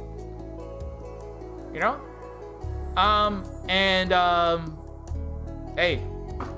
Freedom of speech, go down with your civil war. Go down with your millions of people not getting access to water and food because that's what happens when wars happen. Or I mean, hopefully not nuclear annihilation because somebody up in the it's probably not. It's not. I don't think it's the majority of the military and police, but there are big segments. You know how this? Because the FBI is out there. The FBI, all of the enforcement agencies, the generals. There was a huge statement from the military saying. Joe Biden, like a joint chiefs of staff, every former attorney general, I mean, all the highest military brass, now the highest military, but this is another split. Generals and Eyes Left discusses this a lot. The highest ranks of the military are another class. The generals who built 21 schools in Afghanistan in a district, in a one area code that only needs one, so that they can say they spent $3 million while bombing the rest of the country, billions of dollars worth of infrastructure into smithereens, so that they can get a revolving door and then selling another 60, tanks, Raytheon, fucking Tomahawk missiles, Lockheed planes, and AR-15s, grenade launchers, rocket-propelled fucking ass impalers, or whatever else they want to sell. The generals that and the commanders in the field who are in Afghanistan sending troops to drive a 50 caliber mounted Jeep and bulldoze the front yard of some innocent Afghani's house, kick their front door in with SWAT cops, shoot some male who stood up and it was not a terrorist because you're at a higher trigger and you got some literal hammer of Mjolnir fucking fascists out there with Bessie DeVos's brother and mercenaries, and then waterboard 16-year-olds for hundreds of 16-year-olds who were never enemies of the United States, making new enemies of the United States, making future Taliban and making future extremists by showing up into these countries. And the generals and the commanders who must order this because they're part of the military-industrial complex, they have to profess undying fealty to their what? Their military lord, their Neofeud, the capital American uncontrolled capitalism lord, their white supremacy lord, and they're gonna go get a revolving door. And if they do that, they're gonna get a revolving door job in Washington, and then write orders for 70,000 F-36s and 20,000 Tomahawk missiles, 56,000 tanks, 40,000 whatever. That's the real tankies are in DC. And they'll make 7 figures doing that. And then they'll go back and then they'll do some and then maybe they'll get a job in the White House. Then they'll go on, they'll be a co-host on Ellen. More gay war criminals, they'll go on MSNBC, right? The West Point graduates, the officers in the military that are saying we have to support Biden. That's another class of people than the rank and file, the people that are the cannon fodder, the Marines, Army. The people that actually go out to fight the wars. It's another group. They might not necessarily. They don't. A lot of them they don't necessarily like the upper command. 72% of Afghanistan veterans have said this war should have never been fought. We should pull out immediately, withdraw all troops, all forces from Afghanistan. That's the majority of the U.S. military veterans. Afghanistan, and the majority of the U.S. military veterans said every war has been unjust. There is already a rift in the United States. Now, some of them are, leaning more, they're not going to go out and they're not going to try to start some civil war. But there are a lot, and there is, again, you got freedom of speech out there. Remember, they're all on Facebook. They're all in QAnon. You got many of the thousands of, Capitol Hill rioters, let's call them the fascist coup attempt, were military and police. They are military and police. The woman who was shot, also by a cop shooting another cop. There's the rift right there. She was ex-military and the police. They are upset with their commanding officers. So at the end of the day, even if you had Biden and the Joint Chiefs of Staff, if they all said something, if they all come out and say, troops, 21 million, there are 21 million ex-military veterans and active duty in the United States. 21 million military and veterans. You all need to stay home and don't come out. Joe Biden is president. Support President Biden, right? It's but they're viewing that class of people again. The majority of the military view those upper ranks as making illegitimate decisions by the numbers. They're saying, no, these wars that you sent us, these are all illegitimate. You are working on behalf of the military. Well, some of them are like, you're working on behalf of the military-industrial complex. They have more of a left-wing analysis, or I don't think that these wars were good wars, or just kind of a centrist analysis. But some of them are like, you need to be overthrown, and some of them are more right-wing. They're like Oathkeeper. They're like it's not all necessarily in the Adam Waffles or whatever, but some of them are like, you know what, America needs to be made great again, and I'm a Trump supporting veteran. Actually, a lot of military support Trump, and they're trying to pave that over. But the thing is, America, right? This is it's not a good. I hope that a lot of people don't die, and I hope there isn't this huge chaos. This is not good. It's not going to be a good way to go, because it might not result in anything better. You just have a massive military and police split, and then you have a literal civil war. That's a lot of people. That could be the end of everything. But that's where your freedom of speech, and your freedom to lie, and your freedom to spew. That's one thing that Luna says. That's one thing I sometimes I go outside and I walk around in Vietnam where we have no COVID-19. it's like one case for 100 million people, where we have, or a handful of cases, where we can go out, we can go eat, we can go to Disneyland. If we have Disneyland, we can go to theme parks, we can go to water parks, we can have gatherings of 100 people, no problem. Where all life is back to normal, where we have $4 insulin, where we all have Medicare for all, where we all have 90% of us own our own homes, we all have a house to live in. There's basically barely any homeless, there's barely any food insecurity. We have 60 times less malnutrition deaths in America, and I'm walking around with no fascism. There's no threat of fascism. Because why? Because we don't allow freedom to spread hatred and bigotry for some kind of nonsense, mythologized, delusional idea of freedom of speech and the profits of giant social media and media companies. And I walk around with no threat of fascism, with no threat of balkanization, with no threat of civil war, with no threat of death and destruction, and literal right-wing bigots murdering people all the time, including the police bigots who killed 1,000 at least officially, and probably a lot more black and brown people and poor people, like Breonna Taylor's, and Ahmaud Arbery's, and George Floyd's, and where we don't have that in Vietnam, there was 0 police murders. There was only 3 police shootings in 2019, and majority of them were cops shooting other cops with non-lethal rounds. And the one person literally was somebody who had already murdered people. There were no police murders like George Floyd, Breonna Taylor, or any of that kind of thing, or the thousands of people that are innocent, that are killed. That vast majority of them innocent by the police. There was none of that. There's none of the fascist killing in militias, attacking people, the lynchings, the 10 lynchings in a week that happened, 6 of them in California, or it's like 40 in California. So 40% of lynchings in the United States in 1 week were in California. California is a fascist state just like everywhere else. It just pretends like it isn't. White supremacist ass place. Vietnam doesn't have that. And then Luna goes, why am I constantly arguing with Western leftists about, why are they constantly suffering attacks from Western leftists about how we're doing everything wrong and you have to overthrow your country, and, this is ridiculous. No, it is ridiculous. It is ridiculous. America, you will be looking up to Vietnam now. You better get real and try to attempt to become an adult and go, no, actually, we're going to have to limit certain speech, and there is not a hard line. Where exactly is the line? Okay, well, if you criticize anything about the government, or if you make a statement, if you go, oh man, I had a hard time with this Mexican worker at the McDonald's, if somebody says that at a bar, they shouldn't be rounded up and put in prison for their life, right?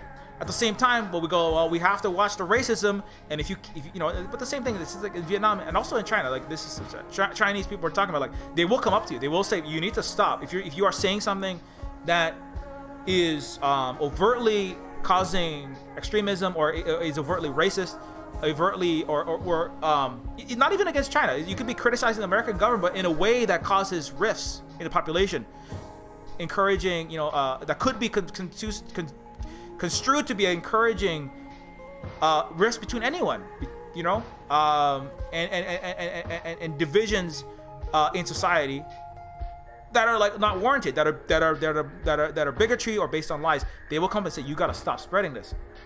And the same thing in Vietnam. And and there's not a simple line, but it's like they're not gonna. Okay, well, now that you said that, now you're going to jail for a year. No, it's like, please stop doing this, and they're gonna explain why. Because this is what happens. This is what happens. We had 1,000 violent extremist attacks in this region. Look at what America. Look at the knock-on effects. Now we want to let you criticize with legitimate criticism. America doesn't care about legitimacy. At one, the West doesn't either. The West is illegitimate. Everything it does is a fucking lie. From its pharmaceutical companies fucking selling 700,000 deaths worth of opioid and fentanyl into the mouths of unemployed South Carolinian former coal miners, to everyone else. America doesn't have any legitimacy. Doesn't fuck give a shit. But there are other parts of the world where just going around spreading like ascientific, just outright nonsense that hurts people is controlled, because that's what you do. Why? Well, because they prioritize. Well, they say that in this context, the collective good, our health, our safety, science itself, climate change. I mean, all these things. the science, 99% of people in China believe in climate change, just as an example. Whereas huge swaths of America still question that, right? Vast majority of China understands Wuhan flu. They don't understand that it's a Wuhan flu. They understand COVID-19. They adhere to the science. Half of America, for most of 2020, most of America was thinking complete nonsense, and they still do. Completely ascientific. Swaths of the country. And so you have to say there are points, there are multiple values. Now it is good for people to be able to have some freedom to speak their mind, right? And to criticize and to legitimately discuss, problems in their society. You want that. If you don't have that, you close it off. Then your society, it's a balance between the freedom to say what you want to say and the needs of a society to not be terrorized by racism, to not be divided and full of unnecessary bigotry, to not be terrorized by fascism, to not have ascientific thoughts which have caused 396,000 deaths in the United States. It's one of the causes is President Trump. But not just him, but he is one saying, but many people are saying, Fox News, all the people spreading all of this lies that the medical establishment from Fauci, Dr. Fauci, across the board, international, the WHO, going, please, America and your news media, Donald Trump and your right wing, please, and your ascientific information, please stop saying these false things, non-scientific things about the virus. Because why? Because when people think these things, and people don't do social distancing, and they might still do it, even if they understand the truth, they might still make bad choices. But if they believe that this is all just fake, it's all a little cold, people will die. And now you see, that's why you have 400,000 dead. You have fucking, again, you have more than all of your people lost in World War II dead for your freedom of speech. And that's where you have to, and so where is the line, right? Where there's not a hard line. It has to be discussed and debated between the people, the government, the culture, within the society that you're in. There are multiple values that will, security. Not be attacked and to live in a safe environment, and then and privacy. Those are things that are competing interests, right?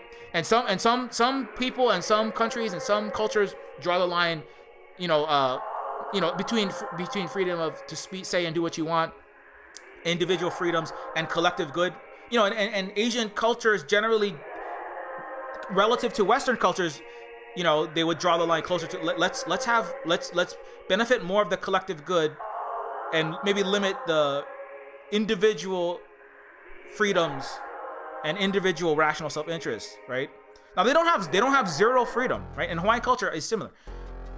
It's not like you can't criticize or you can't discuss legitimate grievances in the Hawaiian community, but they also prioritize a lot of the collective good and cohesion and harmony. And Hawaiian is, they really descended ultimately.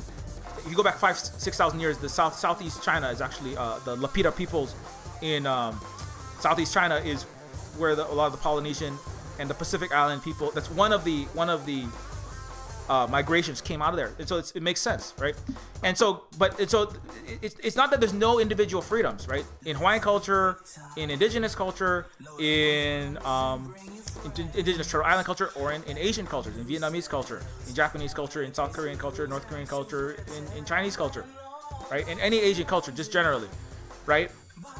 You do have individual freedoms to, you can be this, or you can do a different job, you can voice concerns, but you don't have the kind of absolute freedom with no consideration or barely any consideration of the collective good of the family, of the society, of the town, of the country, right?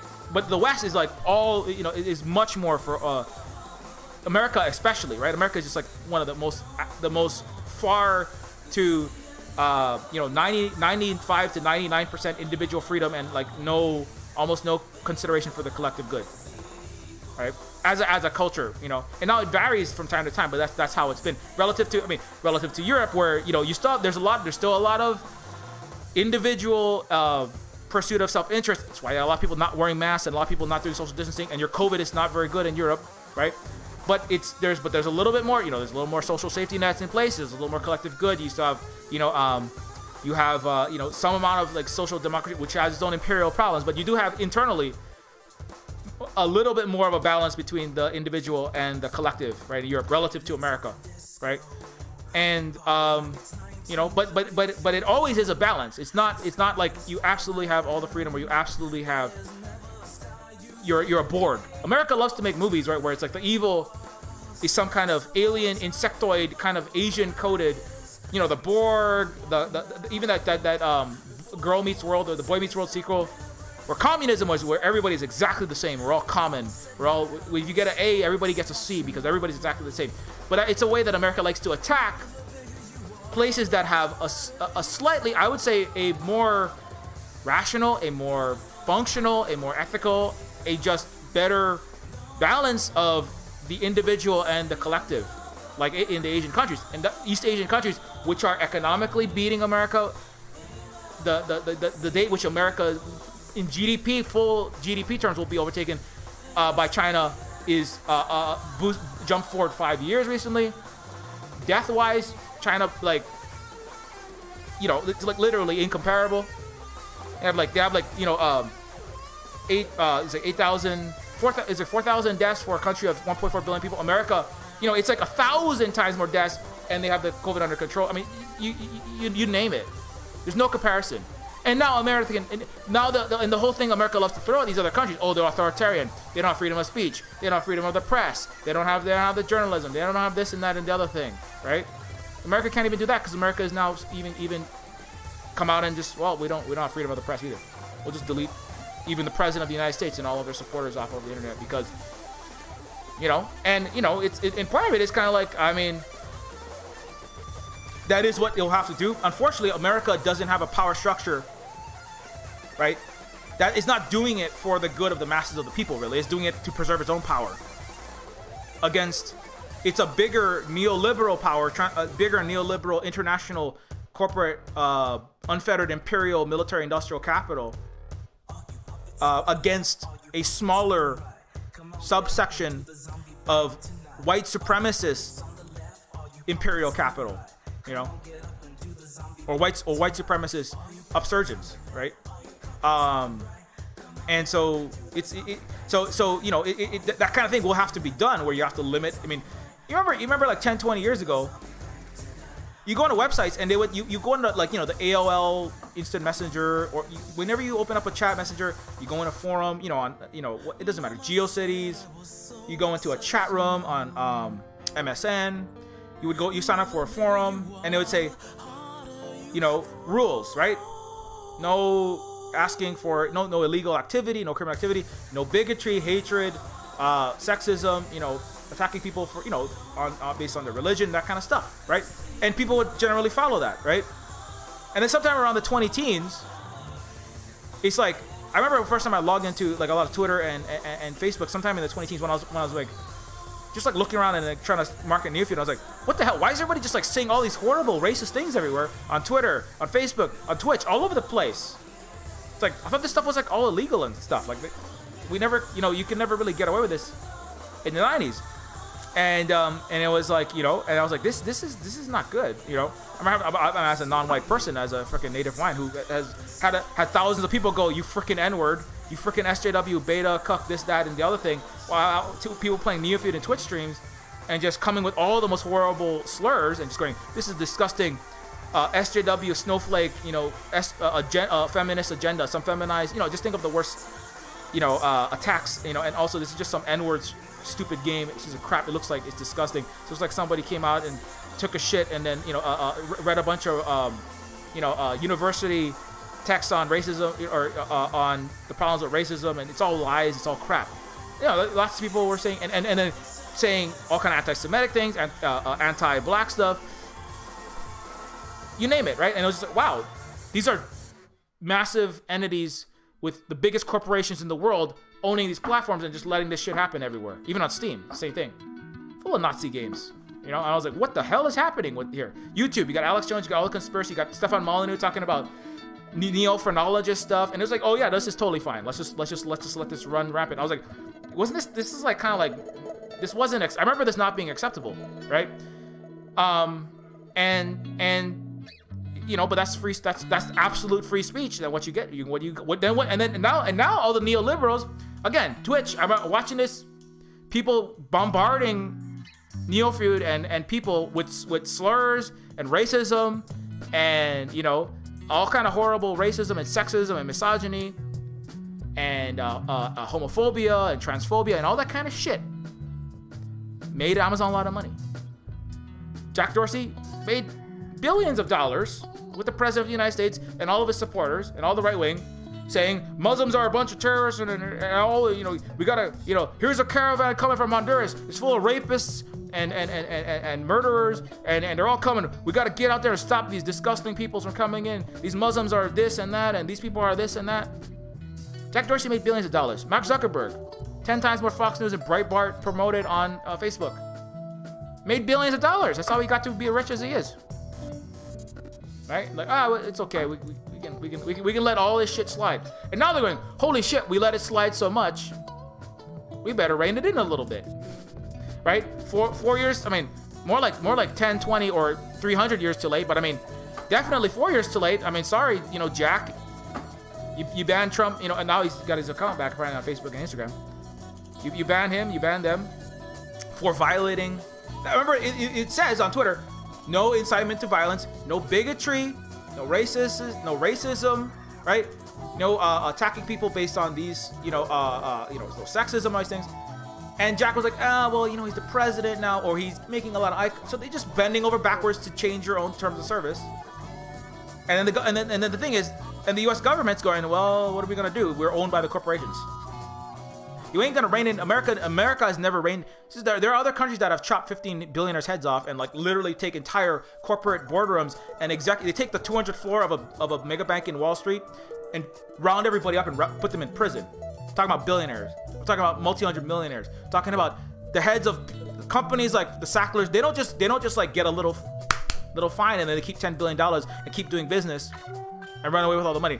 Goldman Sachs, all the Wall Street bankers that caused the massive financial crisis and the reason why millennials and Gen Z are flopping around and there's no fucking future, and all your hospitals are running out of beds, and all your water is coming out smelling like dog feces and liquid drainer blended up and all that stuff that I always talk about. You know all that stuff? People actually lost their heads and went to prison forever in other countries that aren't the United States, that don't privilege individual self-interest and greed and pursuit of money and over everything else. And the American population also worships its billionaires. It in a certain sense, America even lets its own billionaires get away with this. You know, they do by not overthrowing, by not doing the mass movement and action to rein in. They also go, well, it's great that Elon made 210 billion. It's great that Jeff made 185 billion, or they're both at 185, 184. Who the fuck cares? It's great because I'm gonna be there one day. America collectively stands its billionaire, barbarian, rapist, sociopathic, planetary murdering billionaires, while same time being like a little bit pissed off that their livelihood's going down. But at the end of the day, the majority of Americans still want to be that. They haven't yet come to terms with who they are, you know? And there are other countries that have. But America still can't hear that because America's still too American exceptionalist and too racist and too Western chauvinistic, as Luna Oy would say, to accept that there are other countries that aren't white that are doing better than you, a lot better than you, that aren't shitholes that you like to call them. They're poorer, yes, per capita, Vietnam's 50 times poorer than America. But in terms of the quality of life for the masses of people, in terms of the progress of the society, in terms of their actual freedom of speech, and their freedoms, in many ways, I would say Vietnam actually has more freedom. You know, the freedom of speech is a joke. You can say whatever you want in America, but it has to be racist, or it has to be Elon Musk standing himself. It's either capitalist or racist. But anything else, you say socialism, you talk about leftism, you know, we just beat you in the face. You just be black. We just kneel on your neck until you can't speak. We just crush your voice box with the knee of a white cop. Now, Vietnam doesn't kill people and crush and even beat up journalists like in Black Lives Matter. It doesn't happen there. Vietnam has more freedom of speech, more freedom of press, and more freedom actually than America. But now, you know, they do control certain rhetoric that needs to be controlled. America controls rhetoric that needs to be heard. That's the difference. America does control rhetoric. It does control speech, but it controls what? It controls indigenous people like me speech by shadow banning my streams, right? By cutting the entire fiber optic line for all of the Big Island of Hawaii in the middle of a Mauna Kea mass demonstration to stop the Native Hawaiians, right? Against the literal crimes of the United States, right? America doesn't have journalism. If America had journalism, it wouldn't be trying to kill Assange and kill Chelsea Manning. People who just trying to like legitimately. That's what happens. You try to actually do journalism, you just end up dead or in prison for the rest of your life, or they're trying to put you there. America has no freedom of speech. You know, in that sense. Vietnam, you can say all these things. But the thing is, Vietnam doesn't have a military-industrial complex, barbarian, plutocratic, rule of law free, democracy free, freedom of speech free rulers that dominate their whole society. That's what America has. So they can criticize legitimately because the masses of people actually collectively, the interest of the government is doing what's in the interest of the people, like on the whole. Not perfectly, but more so than not. And the people actually have some amount of actual functioning democracy in that sense. And they can bring grievances, and then the grievances get addressed. Like, people go, hey, you know what? We don't want to all die from fucking COVID-19. Can you please shut the economy down and put the lives of the masses of people ahead of a few billionaires and a few of the rich? There are some rich in Vietnam, and they're like, this is a problem. We have to watch how this develops.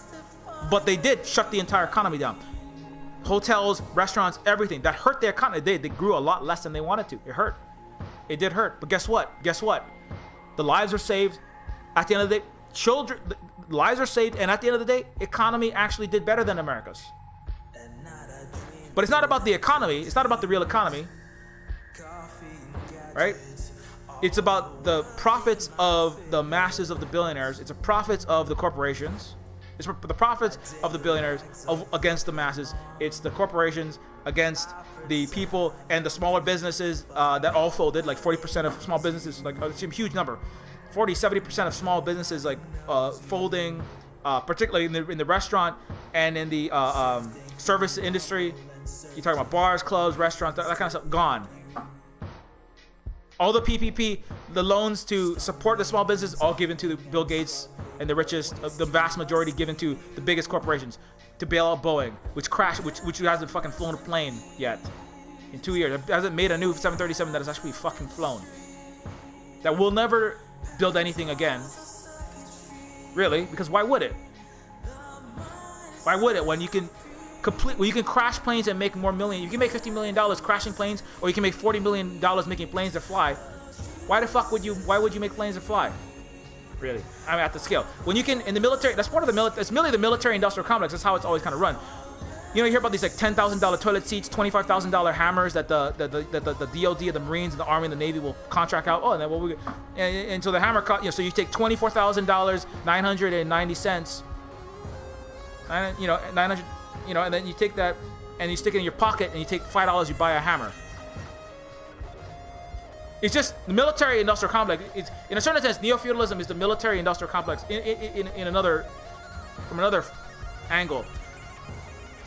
Neo-feudal post-capitalism, which is kind of going to the honest conversation, how it doesn't function like capitalism, is just the military-industrial complex where you have infinite amounts of money just blossoming forth from a giant central bank and a planetary military, economic, and financial hegemony, and then you just have this mountain of money blowing up. And then you can just like take 20% of the money, put it in some executive, Raytheon, Lockheed Martin, bribe a bunch of senators and congressmen, which you gotta bribe all of them actually, let's be real, and the president, stick money in their pocket, and then take 20% of that money and then make a malfunctioning 735 that fucking like doesn't even shoot Tomahawk missiles properly. What the fuck does it matter? Even if half of the Tomahawk missiles malfunction, you're still gonna be dropping more bombs than the rest of the world combined, or all the rest of the world. So it doesn't matter. The military, I mean, unfortunately, it's been used to having infinite amounts of money to do whatever the fuck it wants, murdering the world, causing coups, bombing countries into the Stone Age, sucking all the resources out, and then on top of that, being really incompetent and inefficient. I mean, it's a joke in the military. You ask any ex-Marine, even my dad, he worked in the he worked not, he wasn't a soldier, but he taught in a military-based college, and he said it was a joke. You know, he was like building a stage once for like I think he did some schooling. He did like a vacation Bible school thing one time. I don't know why he was doing that, but anyway, on the military base, and they said, "Oh, we're gonna spend $10,000 to build a stage," and he said, "Well, we already have a stage." "Oh no, we're gonna build another stage because we gotta spend this $10,000. Oh, also we're gonna the rug we just put in 3 months ago. We're gonna put in a brand new like 4-inch long fur rug for this area. And why are you doing that?" "Well, it's gonna cost $5,000 to do this rug and it's $20,000 for the stage." And he's like, that's kind of inefficient. And then the military personnel on the base were like, "Well, we got to spend $25,000 because if we don't spend it, they won't give us more next year. So we're just gonna spend it on whatever. Take $5,000. You know, we don't do. We'll say the stage costs $30,000, and then we'll take $10,000, and then we'll go to Vegas and grab a bunch of beer and put a new extension on our house and get a new Jimmy Buffett's Margaritaville in our basement or something." Because we get infinite amounts of free money. I mean, it's in a certain sense, the military-industrial complex since World War II has functioned in a neo-feudal post-capitalist manner. It doesn't matter what you do. It's just domination by money and proximity to the central bank that gives infinite amounts of free fucking money fountaining out of its. Who is the fucking head now? Jay Powell's butthole. You know, and it doesn't matter if you make things or break things. Now, what matters? You do have to maintain planetary military hegemony. Economic hegemony, never decrease military budgets or never criticize the military. Never criticize the war, all the massive wars that we're doing. Never significantly reduce that. You know, don't touch that. You know, and but that's it. But now it's certain. It's a military industrial complex has metastasized to Boeing 737s, to GM cars. America's not producing shit anymore. PG&E and America's electrical systems, where you get millions of dollars for bonuses for blacking out California for 2 million people in the middle of a wildfire, so people are dying, can't get to emergency services because horrible mismanagement and not repairing lines and electrical infrastructure in California. You can make billions of dollars as a fracking executives and hedge fund managers that invest in the fracking. That makes negative $12 for every dollar of oil that comes out of the ground with hydraulic fracturing. That also causes cancer, which also poisons the water supplies with 10,000 chemicals that are not even bothering to be regulated by the EPA and the FDA. Net negative. They're not profitable, right? But it doesn't matter. Like the military itself isn't. You know, it doesn't matter if we build 25 schools in an area of Kabul or in the area of Afghanistan. We just bombed the smithereens. We built 25 schools, and then we built and then we live the rest of. We'll bomb, and we'll have like radioactive material, because there are radioactive materials in a lot of these bombs, like on Pohakalua in the Big Island of Hawaii, where Native Hawaiians got radiation sickness and lost 50 pounds of weight. They look like emaciated skeletons just protesting in Hawaii, where they bombed the shit out of our mountain, our sacred mountain, Mauna Kea. And, I don't want to touch the radioactive areas of Iraq and Afghanistan. So let's just build 25 schools in the one area that happens to be where the puppet mayor and the puppet president of this country happens to have his school children go. We'll build 25 schools for him. Not that he needs them, but it doesn't matter. Because then we can say, well, I spent $2 million, $3 million in 30 days in Afghanistan, and then I can come back to Raytheon. I can come back to Wall Street. I can come back to DC and get a fucking $1.2 million a year job writing fucking future Tomahawk missile purchase orders, and then going to fucking champagne toasts in Davos in a hedge fund convention, right? Rubbing shoulders with Tony Blair and the rest of the world's imperialists, right? Starting another fucking civil war in Libya or whatever country we need to overthrow now, right? That's all that DC is. That's all that the United States has as its leadership. Is a bunch of war criminals. More women war criminals, the Democratic Party, more black women war criminals like Kamala Harris, more women, not Hillary Clinton. America only has war criminals in its leadership. There is no non-war criminal. It's like in Gotham where you gotta like, you know, the TV show Gotham where they have Gordon. He's like, you gotta go blow away this innocent man because that's how we know that you're part of the gang of NYPD. I'm sorry, Gotham PD. That's how we know you're part of the Gotham Police Department. Is you have literally killed an innocent person. That way, if you rat on us, we're all going down together. You have to have blood on your hand. That's DC. But instead of just killing one person, you gotta sign this order to bomb 500 school children in somewhere in Pakistan or somewhere in Africa that the rest of the world doesn't even know we're at war with yet. You gotta bomb 500 children because they there might have been a radical who has a GPS coordinate that might have been at a McDonald's somewhere in Ethiopia on Saturday, November 6th at 2:04 a.m.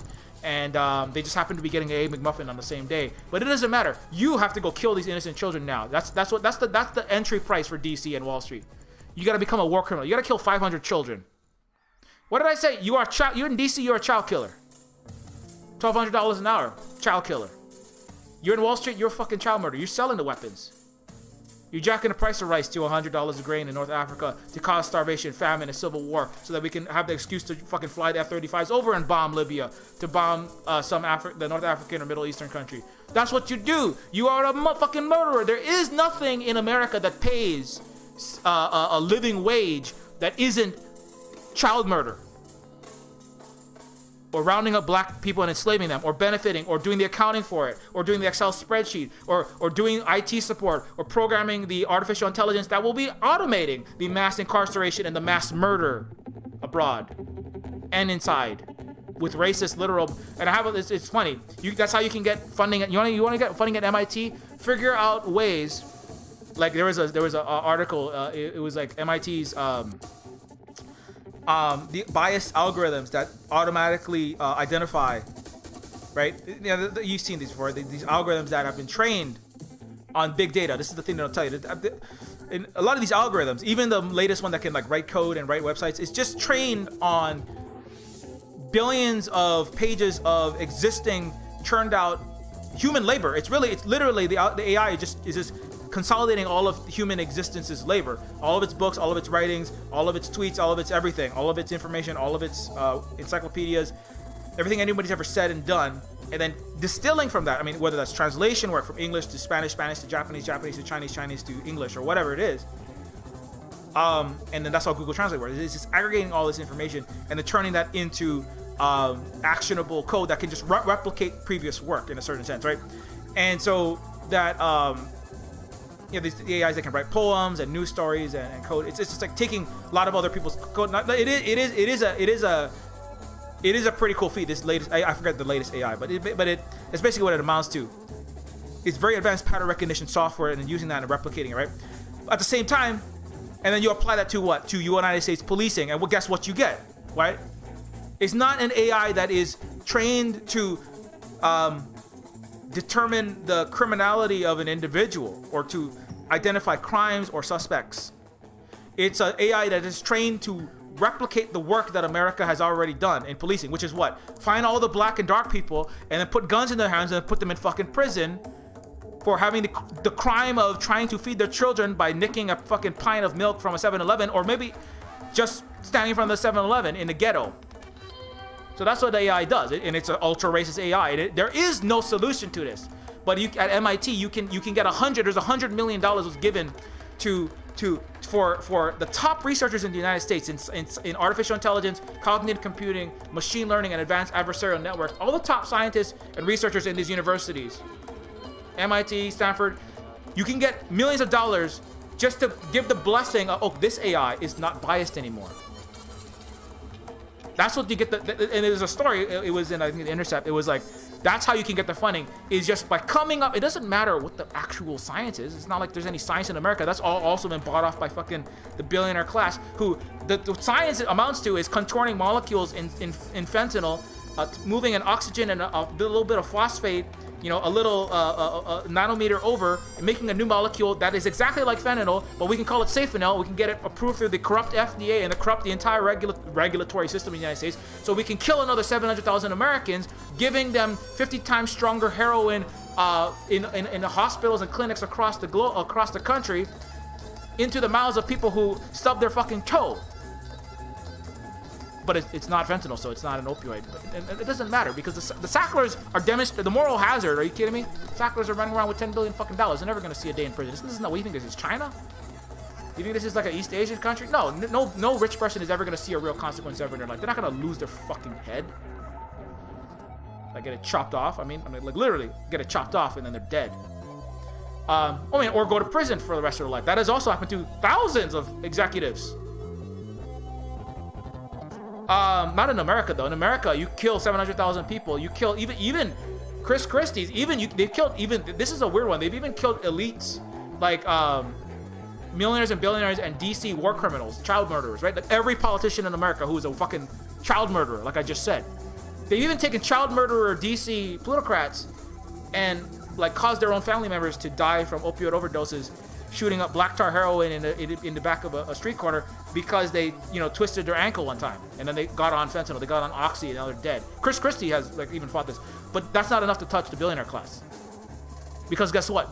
There are other billionaire, it's neo-feudalism. There are other billionaire pharmaceutical neo-feudal lords in the hospital system are going, we're not going to touch them because we don't want to set a precedent of reining in the profits of the universal death care system that is murdering you. United Health Group made $6 billion, twice the projected profits of 2020. They are still making money. America is like 22% of its entire economy is a fucking hospital. America's a giant hospital that murders its patients for the profit of its pharmaceutical executives. And the power of the pharmaceutical industry is greater than the recourse and the upset of Chris Christie, of millionaires who have lost family members to opioids. That's the only reason why it's even being touched.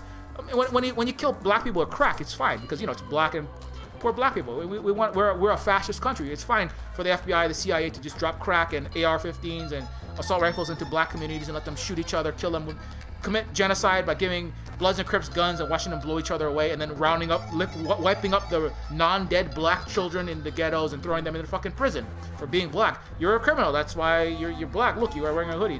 You're black on black. It's all you. And the ones who don't die from that, you can die from fucking crack. Your brain rotting away, and then you keel over fucking dead. Nobody bat the fucking eye for that. Nobody's like, oh my goodness, the people are dying from this epidemic. Oh, no, this little white girl. Okay, well, we're gonna have to bring her into a little fundraiser for the little white girl who did a little crack, going to the black side of the street. There's a whole joke in Glow about that, where it's like they bring out all these, look at these poor single mothers that got on crack for a bit, and now we're being rehabilitated. And there's like millionaire and billionaire pharmaceutical industry, and then the Jerry Brown types are all like, the government officials are all like, here, have $20,000 to rehabilitate all these little white children from the crack. Now, America doesn't give a shit. Now, the oxy and fentanyl disproportionately actually killed white people who had access to healthcare. This is kind of the joke. That's what really that's what really got the Sacklers in trouble. That's why they got the Guggenheim Museum, which is a war criminal prestige. Picasso and Van Gogh and Damien Hirst, another mediocre white dude whose art is used to store billions of dollars worth of planetary war criminal money. The Guggenheim Museum, which is just a war criminal vault with art characteristics, had to take down the Sacklers' sponsorship and their name off of plaques because they killed other white people in America, right? Who had access to health. So let's say disproportionately less black and Hispanic and non-white people were harmed. They still were harmed, and some of them died from opioids, but it was disproportionately like white dudes, because black and Hispanic people don't trust the U.S. hospital system. B, a lot of them don't have healthcare. Whatever, they don't go to hospitals and doctors. Less, right? And because guess what? The United States is a eugenics fucking Nazi fascist fucking country that routinely kills and allows black people to die and black children to die in birth, and black mothers, even so Serena Williams, literal like world-class athlete, almost died and had to tell her own doctor what to do because America is a eugenicist Nazi fucking country that harms people of color even in its own hospitals. Even Canada literally murdered an indigenous woman in Quebec, giving somebody who's nurses, who, not even the doctor, the nurses looking at a sheet that said this woman has allergies to morphine, and the nurses just injected her full of morphine. And she said, "Stop giving me morphine. I'm allergic to morphine." And they said, "Go die, you disgusting indigenous breeder. You're only good for breeding. You're fat and ugly and disgusting." The world is, and they injected her full of. They just murdered her, like on camera. She was in Canada videotaping the nurses. America and Canada are white supremacists to the core, 100% fascist. Always have been. You don't see it because you're a white person. If you are. You're not, but if you're a brown person, I almost died in fucking hospital system. I almost died going into a literal coma from a waterborne virus that they failed to treat. And that's just one of a variety of times when I almost fucking died in your hospital system. On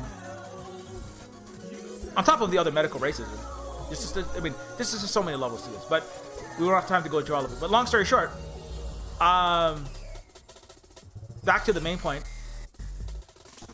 The United States, like I've talked about a lot in the last year.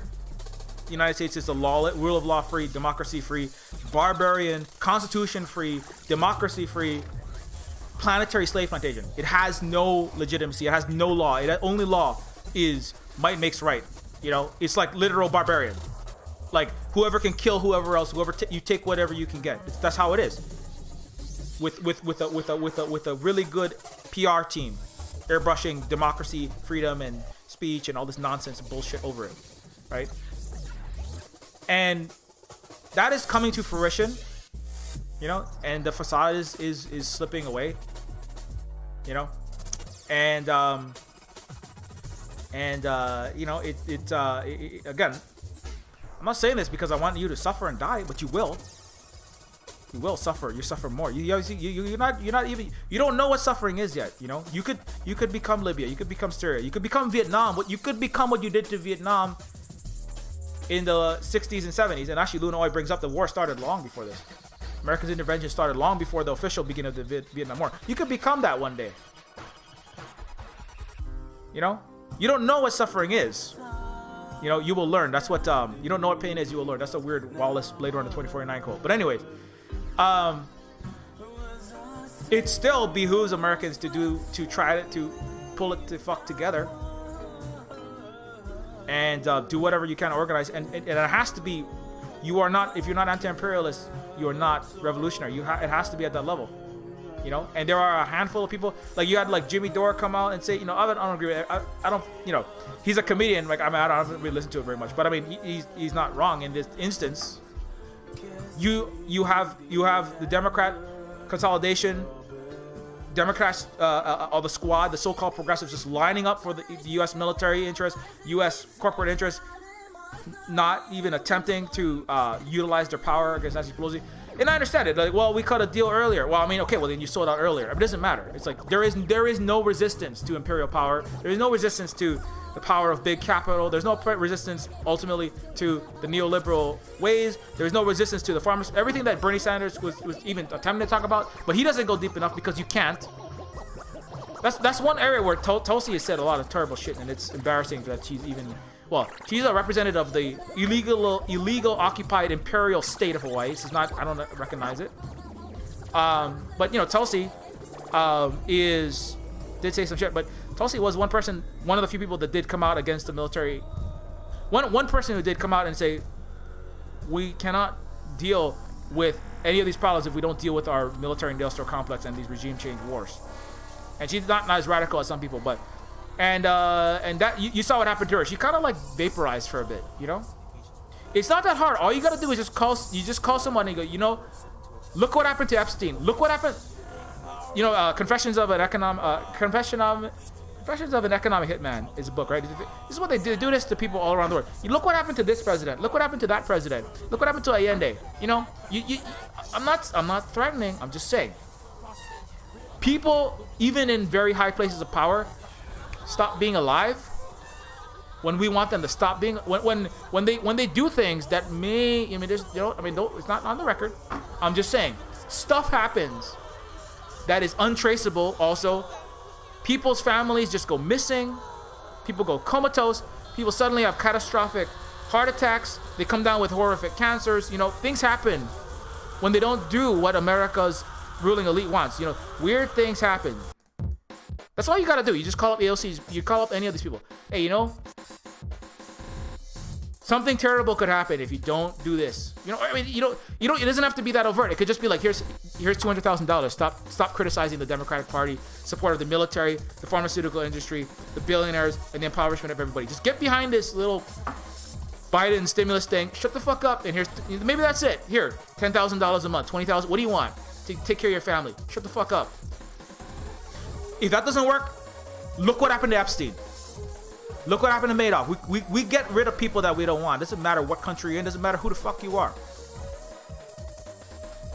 One of these things will work against individuals. Now, if you have a mass movement, it's harder to. They probably will. If the left ever had, that's how you know the left has never really actually been solid. The left has never posed a legitimate threat to the ruling elite in the United States. You know, and I brought this up to American Johnson because if they did, you would be like Donald Trump. You would be simultaneously wiped off of Twitter, Facebook, Instagram, Patreon. All your funding, your PayPal, your Patreon, your Deutsche Bank would cancel your funding. Everything would be gone. You know, and that's not even them playing full hardball. But that's you know, but that's a more substantial hardball. You know, it's like, you know, the American left, because that's what they would do if you really pose a threat. Now they have like shadow banned, delisted Black Lives Matter, deleted 3,000 accounts off of Twitter for saying Breonna Taylor's name. So Black Lives Matter and what that could have evolved into, that is a legitimate threat, but it didn't get to the point, and it hasn't yet gotten to the point of evolving to a serious legitimate threat to them. If it was like, oh shit, this is gonna challenge our ability to continue to maintain control, billionaire and multi-hundred billionaire control of the United States plutocracy, and there might actually be some justice one time in the United States, then they would wipe you all off the internet. It'd be like, oh, did you have the hash? That's what the Ryan Gosling Pikachu song is about, is that day when that day comes, right? Which is why you gotta have decentralized, federated, non-capitalist controlled. And I also have an asterisk there, you know?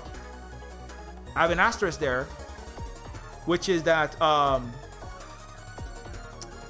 where was this thing? I'm trying to find that thing I said.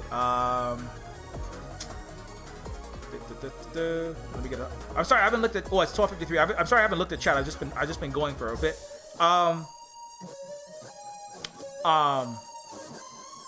Obviously, Trump being American Johnson said of non-compete, comrade non-compete. Obviously, Trump being deplatformed is a net positive, but the fact that the president of the United States can be so substantially deplatformed by a handful of companies should have us all thinking about institutional soft power. You know, and I said a movement hasn't yet posed significant threat to the ruling elite, because if they felt threatened, they'd wipe you off of every platform simultaneously. They did deactivate thousands of accounts for saying Breonna Taylor's name. They also have, like I've brought up, indigenous people, resistance against fossil fuel pipelines have been shadow banned or just banned. Anti-war journalists, they get wiped off of even Gmail, YouTube, you name it. But the asterisk is they can wipe you off every platform in the United States and its imperial allies. And so I bring that up because there are other social media entities. Now, Mastodon is an international, federated, decentralized social media platform. Unfortunately, a lot of it is in the West, but it is not headquartered in the West. So that is a platform that will be a lot harder for them. They can't just call up the CEO of Mastodon. Hey, Mastodon CEO, delete anybody whoever said the thing about socialism or leftism or, you know, anti-war or anything like that. Just delete. That's why I can say a lot of things on Mastodon that I can't say on Twitter, because Twitter doesn't have freedom of speech for masses of people, for things that affect economic inequality, things that impact races. For anti-racist stuff, you know, things that are directly impacting the military-industrial complex, for sure, that kind of stuff. You know, you gotta go to Mastodon. It's hard to, particularly if you're talking about indigenous struggles against giant corporations. Forget it. You fucked. They just delete you off the fucking internet. Nobody gives a shit. Or nobody. There's not much that people can do. You know, Facebook, Instagram. There was for DAPL, Wet'suwet'en, there was across the board. What happened to Trump? Same thing. No, any hashtag DAPL, hashtag decolonization, hashtag water protectors, hashtag Una Stoltenkamp, hashtag indigenous, hashtag coastal gas and pipeline, hashtag everything gone. you know. And so, but at the same time, so at the same time, there are other social, you know, one of them obviously is TikTok. They don't have the same. Again, they don't have the same. They are not run like the CIA and the billionaires can't call up the CEO of TikTok and go, hey, TikTok CEO, you gotta stop letting indigenous people post. That's why on the Indigenous Peoples Day, if you go to TikTok, you see way more. You see disproportionately huge amounts of indigenous people, people of color, black and brown faces everywhere. Which is how I guess what the planet is actually mostly not white. I don't know if you know this, but 8 out of 9 people are not white on Earth. And on Indigenous Peoples Day, that the cranberry juice drinking indigenous guy on a skateboard, that blew up on TikTok, you know, and part of it is because Twitter literally puts white faces on top. If there's a white and a black face, there's an experiment. You put a white face and a black face, Twitter identifies the white face as the core focus. And if you put the white face on the top and the white face and the black face on the bottom, it'll center the white face. If you put the white face on the bottom and the black face on the top of an image, it will put the white face to the top. That's the racism in the algorithm. And part of that is just, you know, obviously the bias, because it's a combination of the racist programmers, Western chauvinist programmers, and the code being based on the data of a racist society of the United States and all the Western countries, which they all are, including Europe, which has hundreds of thousands of people in cages at the borders of its on the fringes. And then celebrates its, oh, we're so good, you know, we're so nice because we're not America. It's nonsense. Also, colonialism, you never fucking dealt with that, and you still colonize the rest of the world with America. So anyway, but in non-Western countries, specifically U.S. and imperial allies, I will put any Western country. They have a different. The CIA and the billionaires can't just call up TikTok CEO and go, hey, you know what, you gotta delete Breonna Taylor, you know. I could say Breonna Taylor's name. I noticed that too. I was like, oh yeah, you could that. You can say Black Lives Matter activist names on TikTok. Now you can't say certain things. Now you can't go, hey, you know what? I don't know. You can't promote fucking bigotry and racism. You know, you can't. They'll be like, I'm sorry, you can't. That's violating order. You can't say Wuhan flu because. Well, I mean, hey, guess what? It's not the Wuhan. That's racist, and that's not the Wuhan fucking flu. And it's like, is that government censorship? Well, it's a private corporation. It's nonsense. I made this point. I want to say this. I made that point before Richard Merhurst. I went on a stream and I said, if Twitter, Facebook, Instagram, or any private corporation bans you from their platform, that is government censorship, because the United States is a plutocracy of its corporations. The corporations and the government of the United States are the same, one and the same. They are the government. So it is government censorship. And so that happens all the time. Now, the difference on TikTok is they don't ban you for legitimately criticizing the oppression of indigenous peoples by the United States. You know? They in fact support and they increase the visibility of non-white indigenous peoples. You know, and also is not the indigenous people saying, and no, you know, we should violently overthrow the United States. I mean, that's not gonna happen because America's a fucking fascist ass country, and there's way too many white people with fucking guns, and all their military is a fascist military. And there's not a lot of indigenous or black people saying that. But if there was they do not allow hatred, divisions, bigotry, and racism. In any direction, it doesn't matter if it's Han Chinese to, another ethnic group, or white to black, black to white, indigenous to, brown. It doesn't matter. It doesn't matter if you're spreading lies and bigotry. It is not acceptable, and then that will be taken down. And is that censorship? I mean, I guess. But again, you have to draw a line between where are the freedoms of, where does freedom of to speak and say and speak your mind and voice grievances and discuss legitimate grievances and call out problems in the governments, in the society, in groups, and anything else. Where did the freedom and the safety, the security the well-being of the collective, and not just of even the Chinese or the American or the Vietnamese or any of these other peoples. The whole human race, ultimately. COVID is a global problem. Allowing the spread of false information about COVID-19, which has happened. I don't know if you've been paying attention for the last year. Not just Donald Trump. You have mainstream media news organizations in the United States. You had podcasters, you had charlatans, you had the Alex Jones crowd, you had the big mainstream, you had Fox News, you had right-wing media, you had the QAnon, you had in the United States, out of the United States. Allowing that to spread has what? Caused the pandemic to destroy lives and the economy.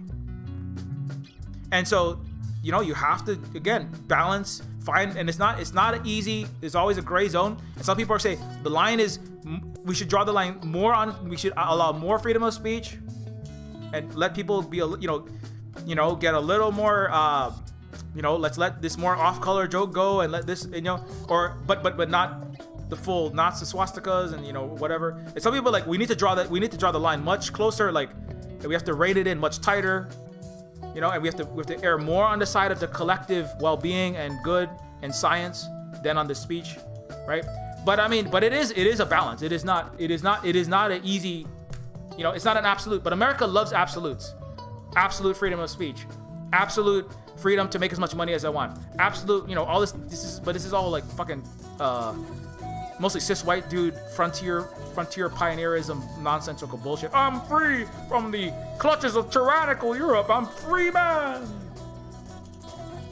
Wearing shoes made in a fucking sweatshop with countries that you bombed to smithereens to get cheap cotton, and powered by ships that you suck the oil out of dead Iraqi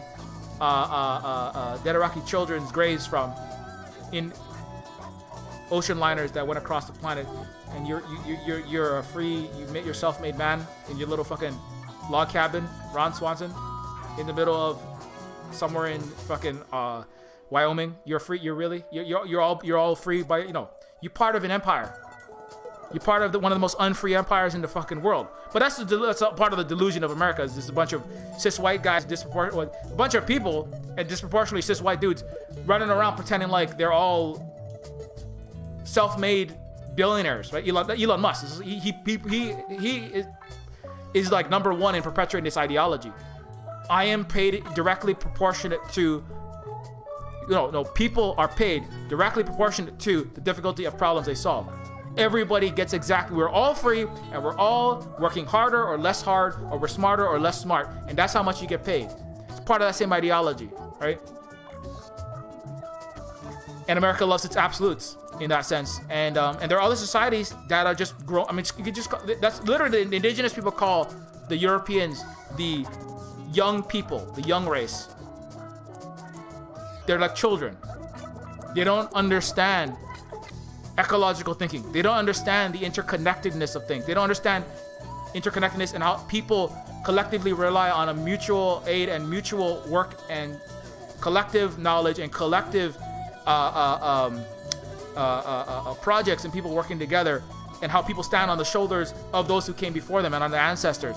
And the indigenous people, the Sioux, the Algonquin, the Lakota, they looked at these Europeans showing up and said, these people don't understand how nature and people are all tied together. And when they learn about how we do things, they just call us backwards, barbarian, savage. But these people they're just very young. They don't understand this. They don't understand, and they think that they can have they think that they can have these pure freedoms. They think that they can do everything individually themselves, and they only think of themselves. They only think of them and maybe their wife and maybe their kids, although they beat their wives and they sometimes beat and kill their own children too. And they abuse them. And they're very selfish people. They don't understand these relationships, but they pretend, right? And then they build these empires, and they build these, and they based on the exploitation of other people, and then they claim that I, Carnegie, Vanderbilt, I'm worth billions. I, Elon, I'm worth billions. I did it all myself. I'm a self-made man. They have this mythology of, I did it my way. I went from rags to riches. I worked harder. I was smarter. I did all the right things. I had the highest skills. I deserve everything that I got. and they don't understand the interconnectedness of the people, you know, of people and nature, you know, and that's, you know, it, like it's you know, but that's a part of it. That's where actually where I when I look at Hawaiian culture, you even look at Hawaiian language, indigenous language, and a lot of the East Asian cultures. There are deep through lines in this sort of way. It's hard to really describe it. You can't really describe it in English, because English, there's no land that means what Aina means. The Hawaiian word Aina, it roughly translates to that which feeds, that which sustains, but it's much deeper and much more pervasive than that. The metaphors and the interconnections, like an artificial intelligence analyzing the entire billions of people having spoken and written trillions of words over centuries, right? The networks of meaning and orientation to, and the worldview of the Hawaiian language, which is part of the Hawaiian culture, central to the Hawaiian culture, is just completely reoriented relative, you know, relative to compared to the Western orientation, which privileges the self, which privileges the individual, which privileges violence, which privileges individual domination of property, and assumes the nastiness and brutishness of human beings, assumes enemy, assumes antagonism, and assumes someone will dominate. It's like built into the language, the way that it has, you know, it's because words are not just words. They're not just a dictionary definition. They are the combination of the way a word has been used by the billions of people that have lived and spoken that language over its history, and that which has been propagated through the society in its books, in day-to-day speech. That's what the language ultimately is, and it does, like Noam Chomsky said, that it does reflect the deep cultural values, norms, and the entire framework and worldview. It constructs literally, in a lot of ways, the reality, and it's just like it's almost indescribable. You know, it's like the Matrix. You can't really know what the Matrix. You can't be told what the Matrix is. You have to experience it for yourself. And similarly, you can't really understand what the Hawaiian worldview is. You kind of have to, like, not just learn Hawaiian language, but also integrate it into a Hawaiian culture. You know, and also probably you'd have to learn Chinese to really understand what it means to be Chinese or even Vietnamese. You know, now that's not something everybody can be expected to do, to learn every language around the world and also integrate into a society and see how those people utilize that language in their everyday day-to-day lives in an experiential way. But it is fundamentally different, and that's why I've talked a lot about, like, the Western mind and the Western way, is because it is so deep. It's very difficult for me to even describe. You know, and I, like, write science fiction. I ghostwrite for William Gibson for a living. I'm just kidding. I have ghostwritten science fiction. I do write a lot for a living, but I can't describe what it is like. I can't really describe the differences in a way that isn't, you know, it's kind of like, it's like trying to, what is it? You know, it's like, you know, it's like trying to, build a house when all you have is a chainsaw. You know, it's like all you have, it's like trying to, build a house when all you have is destruction, tools of destruction. Like, well, it's, you know, I can cut and I can flamethrower and I can bomb, but you can't really build anything, right? The tools of the English language are fundamentally oppressive. The words themselves, property, which denotes the things that are to be owned, to be bought and sold, right? It instantly, by the word itself, subjugates land, and it has encoded in it, and in all of its relationships and the way it has been used over the centuries, possession of things and people, especially black people and women, by other people, right? It is fundamental. It's still feudalistic in a lot of ways. It came from feudalism. Titles, property, the lord of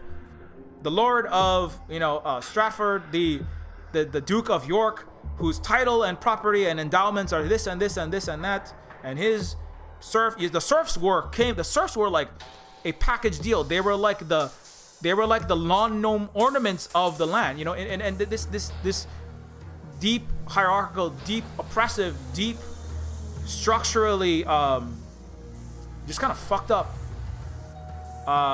language and way of being which work together and function with each other. The language in the society working together. You know, I don't know. It's just like I'm gonna stop going off on that because I'm gonna just keep rambling if I do that. It's just I would just say that, you know, it's like, so if you can learn some Hawaiian, it is I would recommend it. It can help you. I haven't read any chat this whole time. I should probably read some chat. Jason says the greatest award for journalism in the USA is a bullet from the FBI. Yeah, I mean, you know, you do some journalism in the United States. You know, I mean, as a small example, Chris Hedges has spoken out against the war and empire, and was a New York Times 25-year correspondent. So Chris Hedges has kind of like Richard Wolff has a certain amount of seniority with the empire. So they can't, you know, we're not just gonna like completely obliterate you, but we're gonna put you way off into the corner, and we're gonna take you away from the seat of power, and we're gonna give you the job in the basement, you know, in the mailroom, you know, just filling out like little like managerial you know, spreadsheets or something. You can do crossword puzzles down there. Right? Chris Hedges got fired from the New York Times basically for trying to criticize the beginning of the wars on Iraq and Afghanistan, the forever wars, you know, the war on terror, and said we shouldn't have been in Iraq, and it was just basically gone. And but he had seniority, so he's not just gone. But he's not working at any of these major entities. Who did he work at with? Russia Today. So, you know, and like, you know, and RT, you know, it's not necessarily, you know, again, it has of course it has ties to money that is coming from there, but it doesn't have ties. So if you're going to listen to reports about Russia, you're not going to necessarily find a lot of things that are going to be speaking bad about it, right? Necessarily. And they do have a lot of, hey, look at this. Look, it's a celebration of our latest Russian fighter jet. That's really cool. Like,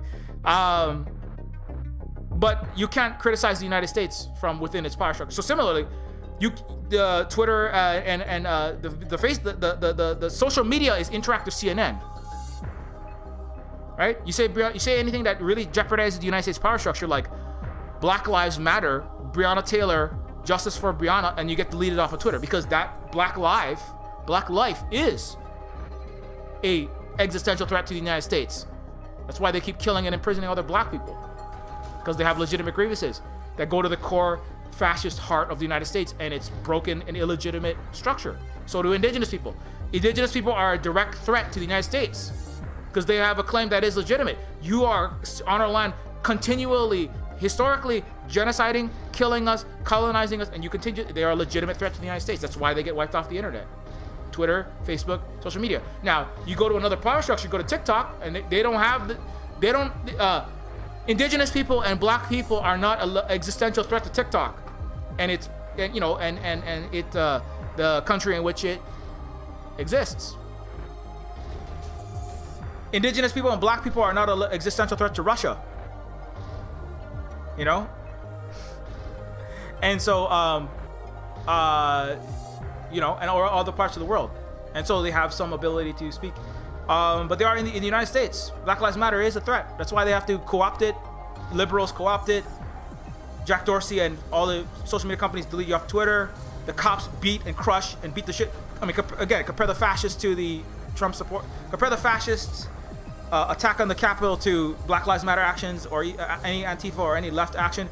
It is night and day. They would have murdered everybody before they got close to the Capitol. They literally had 30-06 having snipers on top of the White House. They're literally ready to shoot. Right? No, it's, you know, they would have. There's no, you know, it's an existential threat. So, you know, and that's where a lot of people are finding themselves. You know, the people trying to do report. So you have your reporters that they get to a certain level. You get to 10. You start having a platform where 10,000, 100,000 people can hear you. You're gonna get shut down, right? That's why I'm like, I don't want to have 100,000 people watching the stream. You know, because at that point, then it'll be, oh, look at that. Silver Spook is a major threat. I mean, I'm just talking to what, 5 people, 10 people, 20 people, 30 people. They're like, who the fuck cares? Silver Spook. I mean, I don't want to. You know, the part of the problem is America worship a celebrity culture. Do they think one influencer, you know, your Stan, you know, your whether that's, you know, who the fuck, your Vosh or your Destiny or your AOC or your Trump or your Pelosi, your hero, your Bernie, you're gonna save you. No, that's the part of the problem is you think that some individual gaining enough significance and you just like clapping on their thought, your thought leaders, great genius ideas, and however right they are, this is irrelevant. The more centralized that you have of a movement with celebrity politicians, that's why Bernie Sanders' whole thing was always it was never going to work, because it was always hinging on Bernie Sanders. And now that he's gone, everybody's like, oh, I'm post-left, I'm going to doom her out now. Not all of them, but a huge swaths are like, oh, I'm just going to sell out to Nancy Pelosi now. I'm out of here, man. We can't re-elect our way through this fuck, man. It's like the whole Bernie thing. If I'm a liberal, I'm a neoliberal. I'm like, oh yeah, as long as we can just get Bernie gone when the shit hits when it comes down to it, we're gonna put Biden in. There's 75 ways. I think Redacted Tonight listed 10 different ways that the election could have been completely just stolen by the Democratic Party. Again, one of them is just have the superdelegates vote for Biden. Another one is just rig the voting, which they did. They did some of that with Pete Buttigieg in the shadow app. There's the constitutional amendments. They just buy it out. They just there's so many ways they could have rigged the Democratic primaries. There's so many ways. Bernie was never going to win anything. Even if he won, it wouldn't matter. If he tried to do anything, he would just stop being around. He would be threatened or he would be bribed. And if he really got hot, then he just he'd just be Epstein. He'd be gone. But they tried it. It's more convenient for them to bribe you away because it's really messy if they got to clean up, and it exposes them in a way that Trump exposes and the fascist exposes the United States as being barbarian. The mob wants everybody to think, the mobsters and the gangsters that go around cutting people's fingers off and torture people, they want everybody to think that they're upstanding, very democratic, free, benevolent mayors and governors and the president and CEOs, right? I mean, and that's what I'm talking about. The mob, the United States is a giant fucking mob gangster cartel. It's like worse than the worst, Sopranos or anything else that you can imagine. It's worse than The Godfather or anything else. It's way worse. Are you kidding me? The Godfather couldn't hope to kill 3 million Muslims, and I just one in one military campaign. Are you kidding me? No. They're the biggest cartel, but if you're a real competent gangster, you want everybody to think that you are not doing hits, that you are not crushing people and torturing people, right? So if they can get away, if you're a mob and you have billions and trillions of dollars of central bank printed money, you just throw some money at people, go hey, AOC, go away. We don't want to do anything that makes us look bad. Let's do this the easy way. You know when they say we can do this the easy way, we can do this the hard way? Let's do this. Take the money, okay? In the Me Too, right? I mean, with Weinstein. I mean, that's just he's small peanuts compared to the shit that goes on. Take the money, just go away. Don't make me do things. Don't make me get messy. Take the money, go away. Just take the money, go away. Take the money. Sign the NDA, sign the DCA. Suck it down. You're censored. Your YouTube channel's banned. YouTube channel's shadow banned. Sorry, serfs. Shut the fuck up. Go away. Shut the fuck up. Go away. Don't make us get out the real stick, which is not good for us, the U.S. empire. That's what you got to remember. What you are fucking with when you're fucking with the United States. You're not fucking with, you're not fucking with a democratic, country with laws. Again, you're fucking with child murderers of millions of children around the world. They all get the treatment. You're gonna sign this bill. You're gonna be part of this. You want to make the big money in DC. You're gonna be part of this system of planetary murder, enslavement, and genocide, and mass killing based on false premises. We're gonna lie, cheat. Now Mike Pompeo was like, we're gonna lie, cheat, and steal. And he said, Mike Pompeo. That's why he's not gonna be in the CIA in charge anymore. Partly Trump's going away, but he's a idiot. I mean, why do you come out and again? That's like the mob going out. Oh yeah, we chop toenails off and we waterboard people and we also that was we just kill people. We lie, we cheat, steal. Why do we say that? Just lie, cheat, and steal. And like the Democrats, like competent imperialists, right? Like Biden not gonna come out and say that. You're not gonna come out and go, we lie, cheat, steal. Biden is gonna come out. We're gonna go we are uniting as a country, We are bringing America together. We are healing from our racism and the bitter divisiveness of Trump. We are getting stronger. We are unified. Americans are doing better financially and economically, and we are coming together as a people, and we're going to be strong, and we're going to go back to work, and let's all get back to work, everybody. Let's all get back. That's what he's going to say. He's not going to say, oh yeah, we're going to lie, cheat, steal, kill, murder. It's just incompetent. Incompetent. That's why Donald Trump's administration couldn't get fucking A-Team's SEAL Team 6 and Liam Neeson's protagonist in all of his shitty movies to go down into Venezuela and overthrow their country. Instead, they got fished out by the Venezuelan Fishermen's Socialist Association. But Biden is going to get stuff done. That's why if you are in Mexico, you're in Central South, most of the world is terrified right now by that. They're like, oh my God, he's going to get it done now. Trump loser. We had a little breather because this idiot Trump he only got a Bolivian coup done for a year. He's a fucking clown. But this Biden guy, he knows what he's doing. Like, he's gotten shit done. The way you get shit done is you give them the money when they don't do what you do, and you give them the thing, and then they really don't do what you do. You really quietly make them unalive. You know, you go, hey, what happened to Allende? That was too bad, you know? It's weird how he just like died for going against U.S. Corporate interests and militarism. It's really weird how he just kind of like died, and his entire campaign in his whole country was like undone.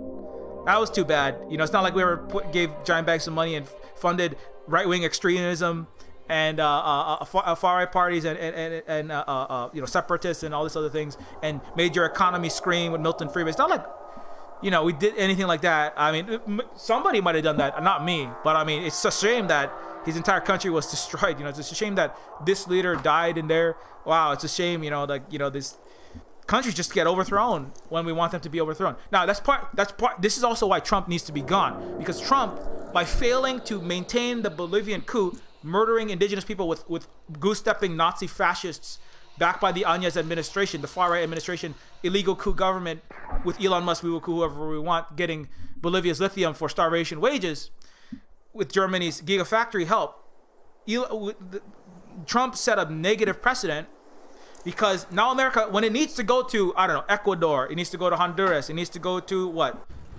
Latin American country X, it wants to go to African country, go, hey, African country, it's a shame what happened to Bolivia. But then the African country is going to go like, well, you had the coup and a lot of people did die by fascist attacks, but they didn't get rid, evil survived, and also the MAS Bolivian left and indigenous led movement for socialism actually kicked your fascist and neoliberal coup out.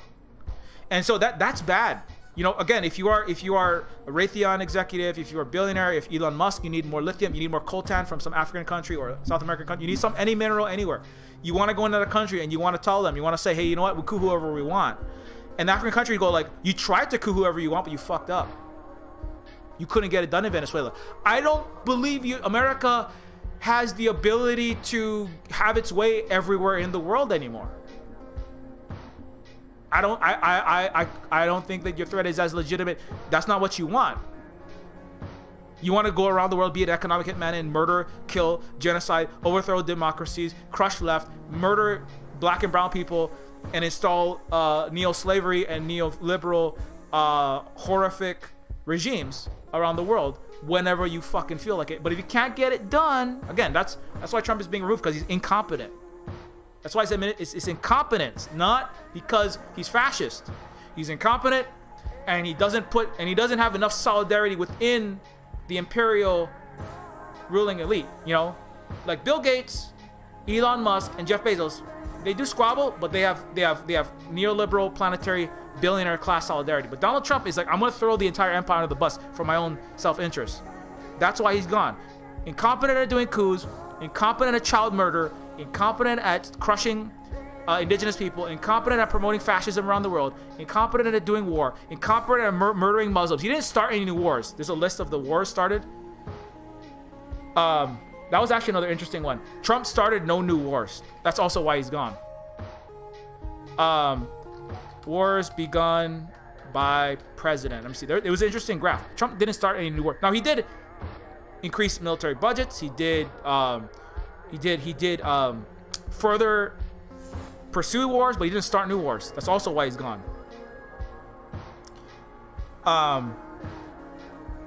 Okay, yeah, wars started by U.S. presidents. I'm trying to get that list. And it was an interesting list. Donald Trump didn't start any new ones.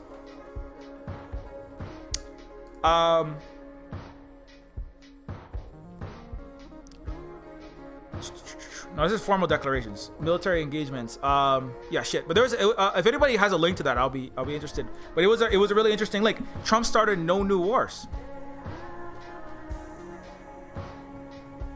That was one of his failings. Wars started. Let's see. Wars declared. Shit. Wars. Fuck. I forget where it was, but I think it might have been Richard Medhurst that had it.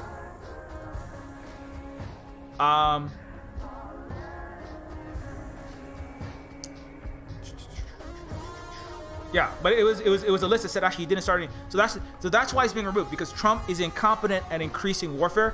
He actually wanted to pull 10,000 troops out of Germany, decreasing U.S. military presence in Europe. He wanted to end the Afghanistan war early and pull troops home. That was a no-no. He fucked up in Venezuela. He fucked up in Bolivia. His administration has failed to get U.S. planetary imperialism and warfare agenda completed. Now he's being fired. You're fired. That's what's happening. Not because he's racist.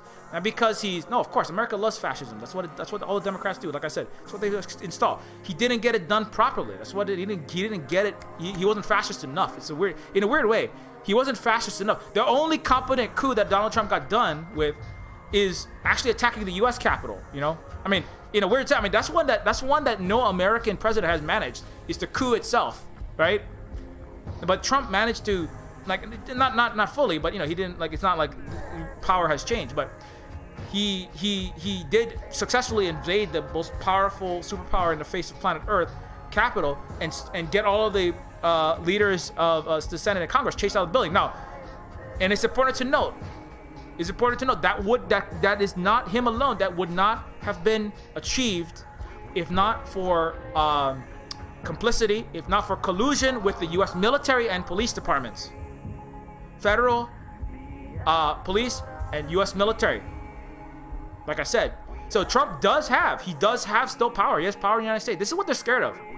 What they're scared of is the upper echelons of the U.S. elite, the generals who are all seven-figure and make money with the meat grinder that is the U.S. military, killing Americans, sending disproportionately black and brown and poor people off to kill brown people to steal all the oil and resources off of any country around the world in the global Death Star.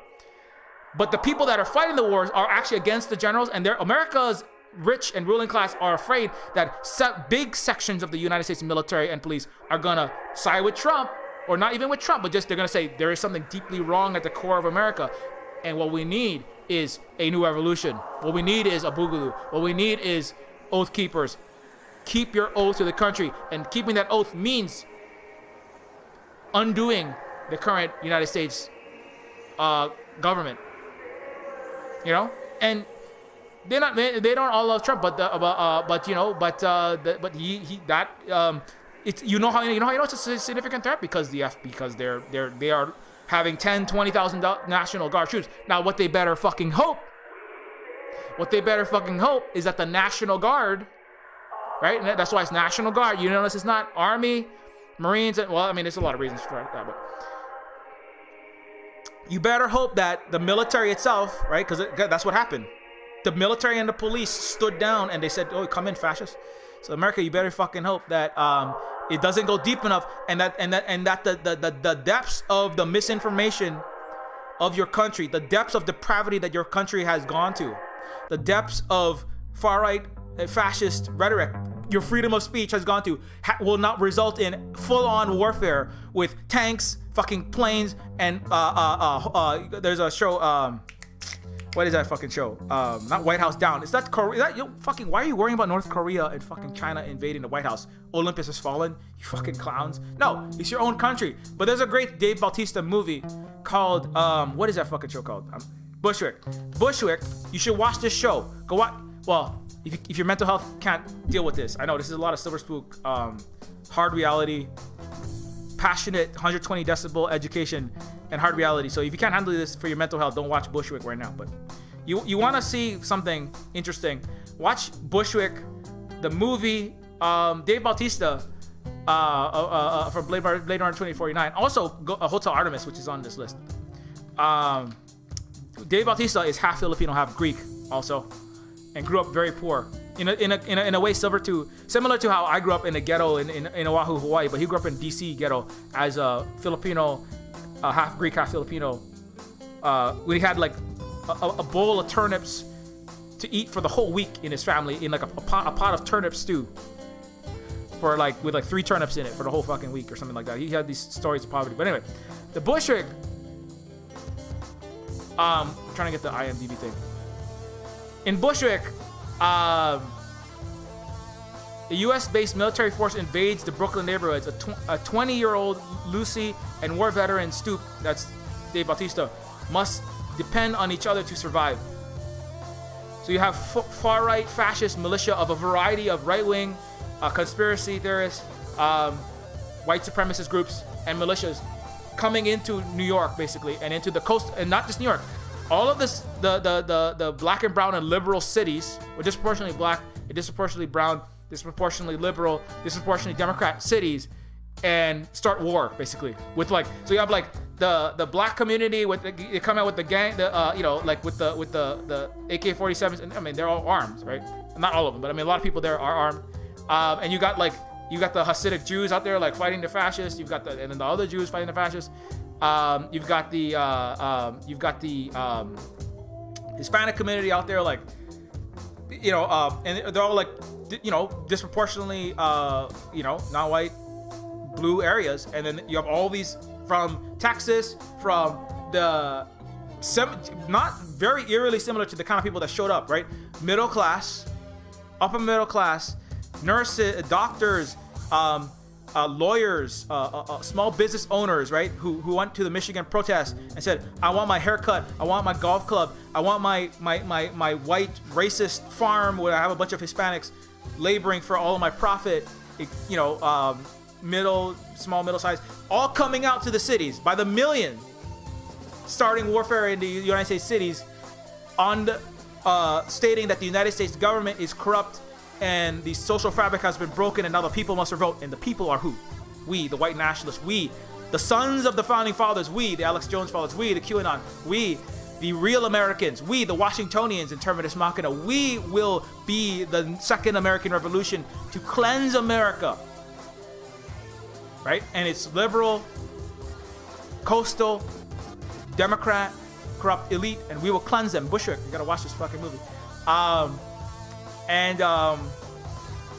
That's where your freedom of speech. That's freedom of speech, and that's not just the freedom of speech, but that's where you get you allow far right extremism to be promoted. You allow the festering of a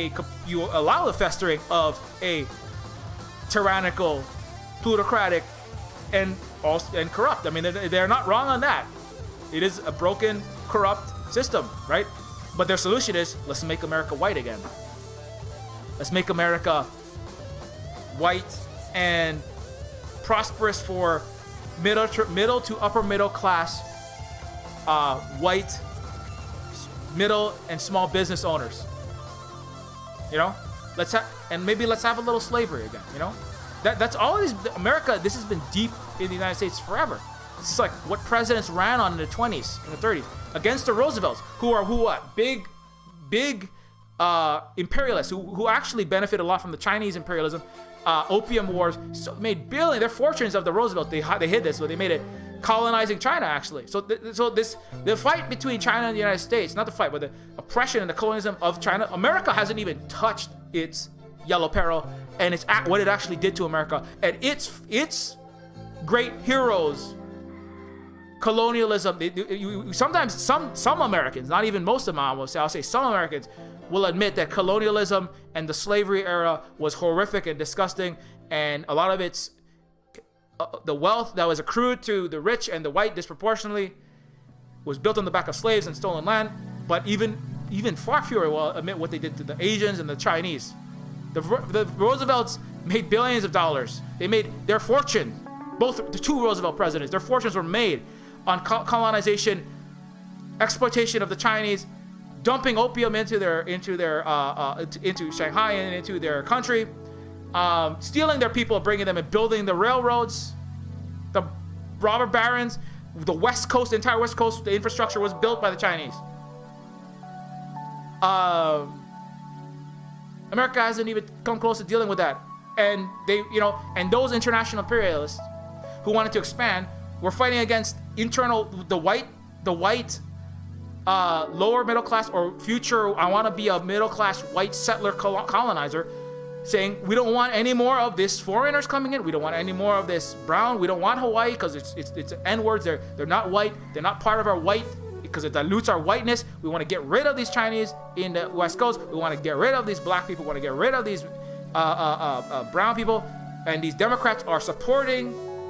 They are in colluding with the Chinese. They are colluding with the Asians. They are colluding with the brown and the black.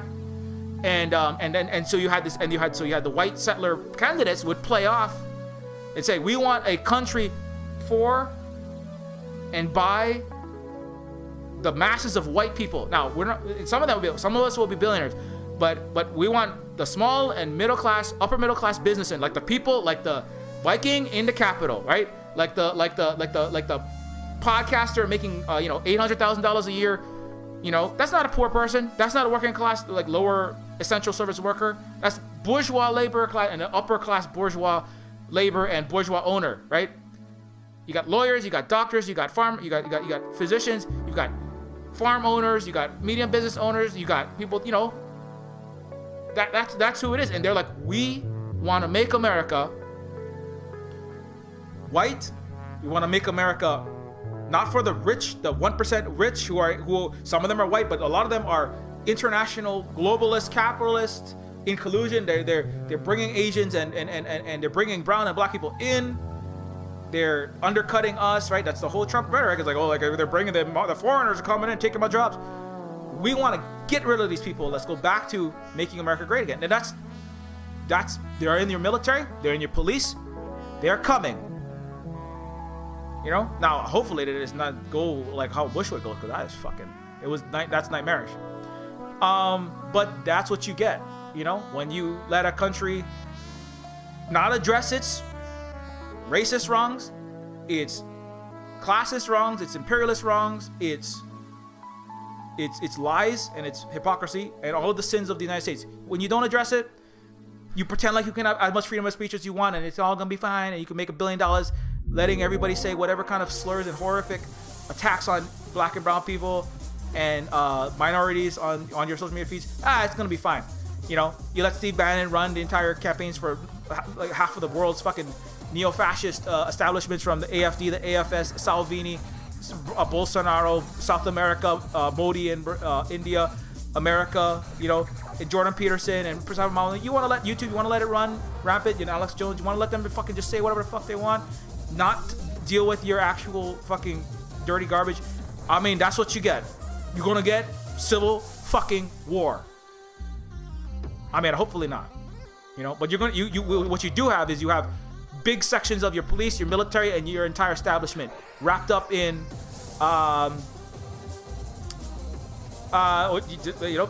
fervently, in a variety of ways, violently coming for the establishment, they're not going to be hurt. They just fly away. The billionaires will fly away. You know what's going to be hurt?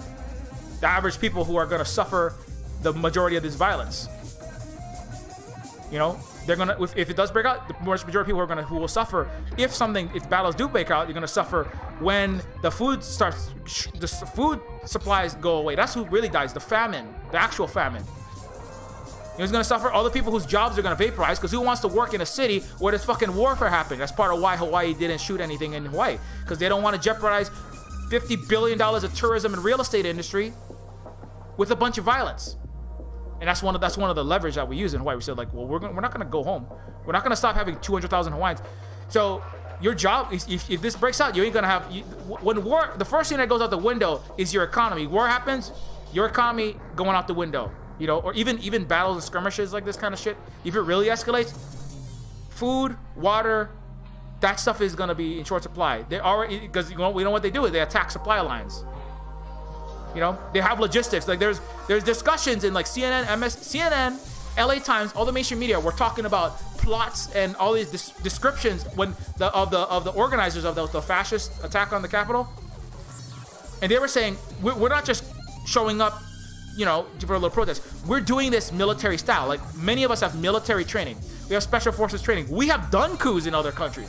We know how to do this. We have logistics. We have streets. We have transportation routes. We have exit strategies. We understand who's on the ground, the businesses, all the entities involved. We are occupy, information, situational awareness, capture all of the data that you can, utilize every asset that you have, weaponize it, take advantage of chaos. All of that military training is going to come back to the United States.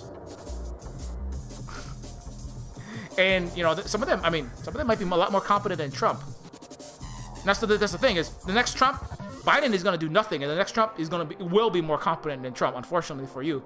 Unfortunately for you, Americans, I'm sorry, I don't live anywhere near U.S. Capitol, and there's like, you know, like Vietnam, I'm not worried about fascism around here, because the people who try to be white supremacists around here, they get fucked up and they get unalived. They stop being here, you know? They just stop being around, you know? They go home, you know, they go home. They're just not around anymore because they don't control the majority of the population is Hawaiian or identify Hawaiian or in solidarity with the Hawaiians, you know. And you're not gonna get the people who try to do white supremacy. They go to jail. The Hawaiians don't get arrested. You know, that's part of it. And you know, people don't get evicted. You know, but you try to start a weird cult. You try to do some weird American right-wing cult, you're gonna get your ass kicked out of here, or you're not gonna be here anymore. I've seen white supremacists get chased out of town, not by the law enforcement, but by other entities. Let's put it that way. Other heavily trained, heavily armed Hawaiian and non-American entities chase the fucking literal people. You come in, you fuck around with the Hawaiian, you can get your ass kicked out of here. Oahu is different. Oahu is more like, you know, it does have white supremacists there. It does have U.S. military there. It does have a lot of Hawaiians there, but it's more, there's more big, huge it's big neoliberal money there. And they do have some trouble. I wouldn't want to be around the capital. I mean, you shouldn't be in any capital, but on the mainland United States,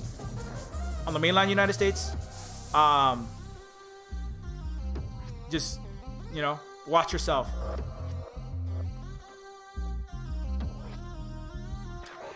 Because the failed American experiment is coming home to roost. What can you say, right? Hopefully not, though. You know, hopefully not. As I think Blackheart Guard recently said, now your job is not to.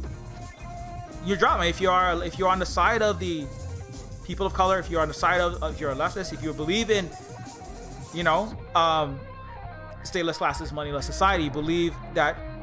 In equality for all people, actually, not pretending to like the founding fathers, but you actually believe in economic, racial equality. You believe that the sins of colonization and must be paid for, and we have to rectify, and we have to actually reconcile, not talk about it like Justin Trudeau. But if you are on the side of the left, your job is not to get involved between fascists and neo-fascist and neoliberal. That's what's kind of happening here. But you do need to defend in whatever way that you can. Never do anything illegal. And never say you're going to do anything illegal. Never say that on Twitter or anywhere else. Like, you know, every platform is gonna find a way to go through everything you ever said and done. The internet is written in ink, and it's gonna wipe you off of it with some bullshit excuse. Now I might do that anyway, but don't give them free excuses. And don't give the police free excuses to come to your door knocking, right?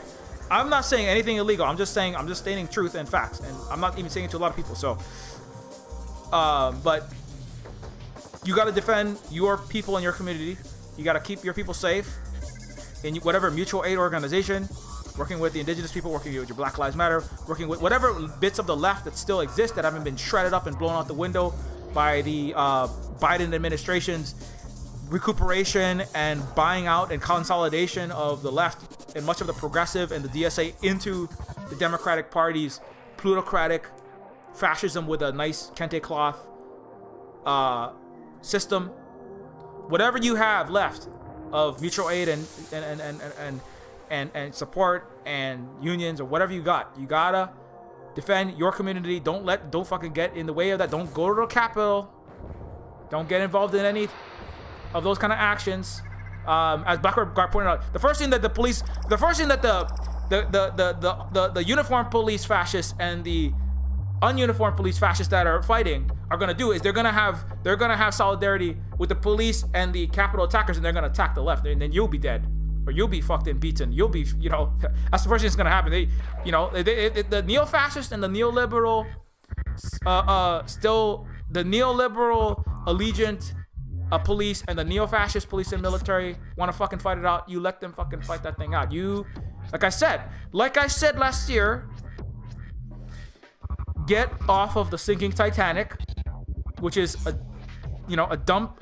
flaming truck on fire, set on fire by an exploding cops gender reveal party that has ignited all of the wildfires and burnt all of California to ash. Set a dumpster on fire full of COVID-19 victims that are all burning now, throwing COVID-19 everywhere.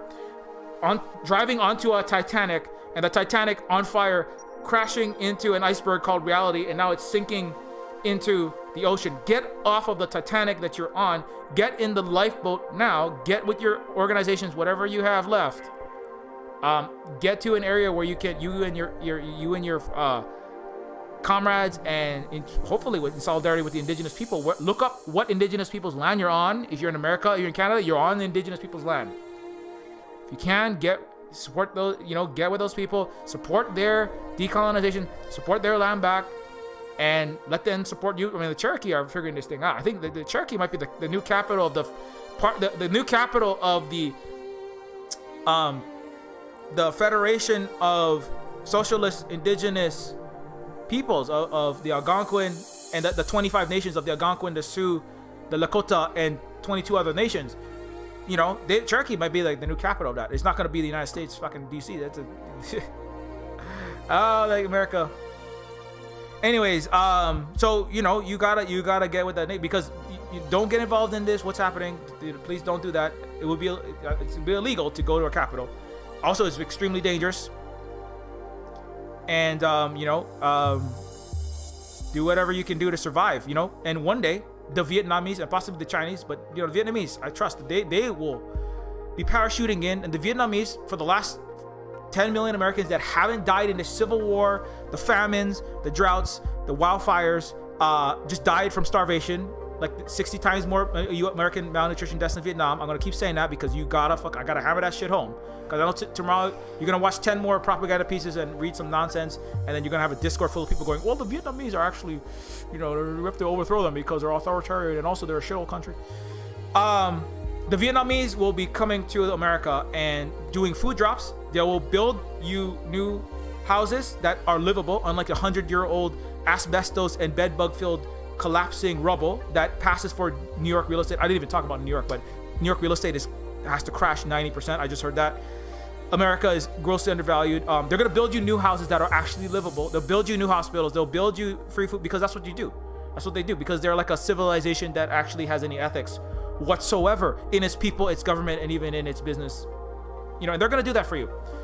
All you got to do is try not to die in America for the next 10 years. And let this shit play out, and and don't get involved in the fights between neo-fascists and neoliberal mask-on fascists fighting over for power. Get in your communities and try to survive there. I mean, if you have to, and you're like, what, I think Silver Spook, I'm actually from Africa, this African country, I want to go there. I'm gonna go to. I'm actually from Vietnam. I'm gonna go back there, or I'm gonna go here or there. I mean, you do what you got to do. Now it's gonna be hard as an American. You ain't gonna get out of America. Nobody wants Americans. Are you kidding me? Are you fucking kidding me? America doesn't lead anything now. This is the thing, is the rest of the world already knows. Europe already knows that America doesn't lead anything. They're already looking at China. They're going, you guys dealt with COVID-19. You guys are helping us in this way. You guys have economic power. You guys have, you don't have military power, but I mean, you don't flex it. Thank God. I mean, and I hope that they don't become more like the United States. We have to be like nuanced about this, but at the same time, America's not the leader. You're already gone. America's already gone. in a lot of senses, right? Now, in some senses, it's still got its military bases. It's still got a lot of economic hegemony. It's still got its billionaires. But that's not gonna last. Elon Musk's and Jeff Bezos' valuation are fabricated. Like New York real estate is actually 90% overvalued based on the actual prices that people are offering. It's not worth $1.2 trillion of commercial real estate. It's worth like 200 billion or less. What does that mean? In every city in America is like that. America is a giant 5,000 mile wide rotten piece of dog feces pretending to be a Tesla. It's not. It's a rotten piece of shit. And the smart money and the smart countries and the people around the world that know that, they're already pivoting away. So what you got to do is don't double down on your shithole country. I'm so sorry if you say the Pledge of Allegiance every day and you hug your American flag. I'm so sorry, but your whole country has never been legitimate. You gotta let go of that. You gotta cry, go through your 12-step grieving process over the next few months or years. Give up your Americanness, or your loyalty to that, because it is going down. Don't let it take you down into the flaming dumpster fire on a flaming dump truck on a radioactive exploding Titanic into the bottom of the Atlantic Ocean to hit somewhere down there with all the slaves that jumped off the ship in the abyss at the bottom of the sea. Don't go down with it. Let it do what it's gonna do. You gotta see, because of, again, if there was a way for it, if there was like some kind of and of course, at any second there could be some mass, suddenly Twitter and Facebook go, you know what? We're gonna put everybody. We're gonna put socialism and anti-white supremacy, and we're gonna give everybody Marxist, Leninist, and anarchist education for free. We're gonna blast that on the front page of Twitter, on Facebook, and everywhere. And we're just gonna be like a socialist United States, and we're gonna fight against racism. And that'll be a really hard fight still. And we're just gonna change. We're gonna just change the way that we disinform and diseducate all of our population at the highest levels, in our biggest corporations and the school systems, the news media, academia, and the scientific community within the United States that we control. We're just gonna 180, and we're gonna make everybody revolutionary. We're gonna overthrow ourselves, and we're gonna bring about socialism and the end of white supremacy and bigotry and the empire. We're just gonna undo. Maybe America is gonna do that, right? And not just like every man and woman and non-binary for themselves and every person for themselves getting their 10,000 Patreon money to play video games talking about leftism, and now I'm going to pivot to talking about progressive candidates in the Democratic Party that aren't, right? Or I'm just going to I'm going to go work for this law firm. I'm going to go get a new job with this corporation. I'm going to go program the DOD. I'm going to go make Tomahawk missiles. I'm going to go fucking fight in the U.S. military. I'm going to go, and everybody's going to keep being American. That's another thing. I think that's what's going to happen. Most Americans are going to keep being Americans. White supremacists, selfish, not thinking about the future really, thinking about themselves, and it's all going to burn. Not literally. Wildfires are going to burn. There will be fires and riots and chaos and unrest and explosions from hopefully not parts of a splintering of the U.S. military and the U.S. military and police splitting in half and fighting itself in literal civil war. Hopefully not, but it is going to slide and get worse and sadder and worse and sadder and then more unfortunate. And then one day the rest of the world that is like, oh my god, that's really sad. Can somebody just take all the nukes away from the U.S.? That's what it is. They'll be like, let's just take the nukes away and let America just just flounder around until it's gone. And then the rest of the world will be like, okay, who wants to join the International Federation of countries moving on the road to socialist, moving in the direction towards actual stateless, classes, moneyless, egalitarian society? Who wants to join the International Federation, led not by Western countries, that are working in mutual benefit, in mutual respect with each other's peoples, with each other's countries, with no bigotry allowed, not because it's censorship or but because we cannot allow certain speech and certain lies and certain ascientific nonsense and certain propaganda, like all of the capitalist propaganda, and we don't allow that. Now you know why they don't allow that shit. That's why y'all dying. because y'all still believe that you independently can pull yourself up by your bootstrap while you're becoming homeless. Your GoFundMe's running out. Nobody is giving you enough money for your PayPal and your fundraiser, and they're deleting off the internet because you once were a leftist. Now you know why they don't allow capitalist, particularly Western, like imperial capitalist propaganda about, or unfettered capitalist propaganda. They don't allow white supremacist propaganda. They don't allow imperial propaganda in, so that you don't end up in the situation where everybody is literally noosing each other up by the fucking neck, dying from COVID-19. And I'm gonna keep rubbing that in your face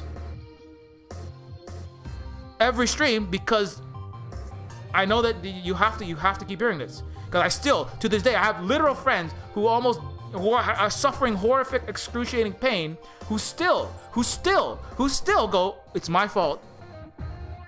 I have to become a more productive citizen and make it in America. I'm like, what are you talking about?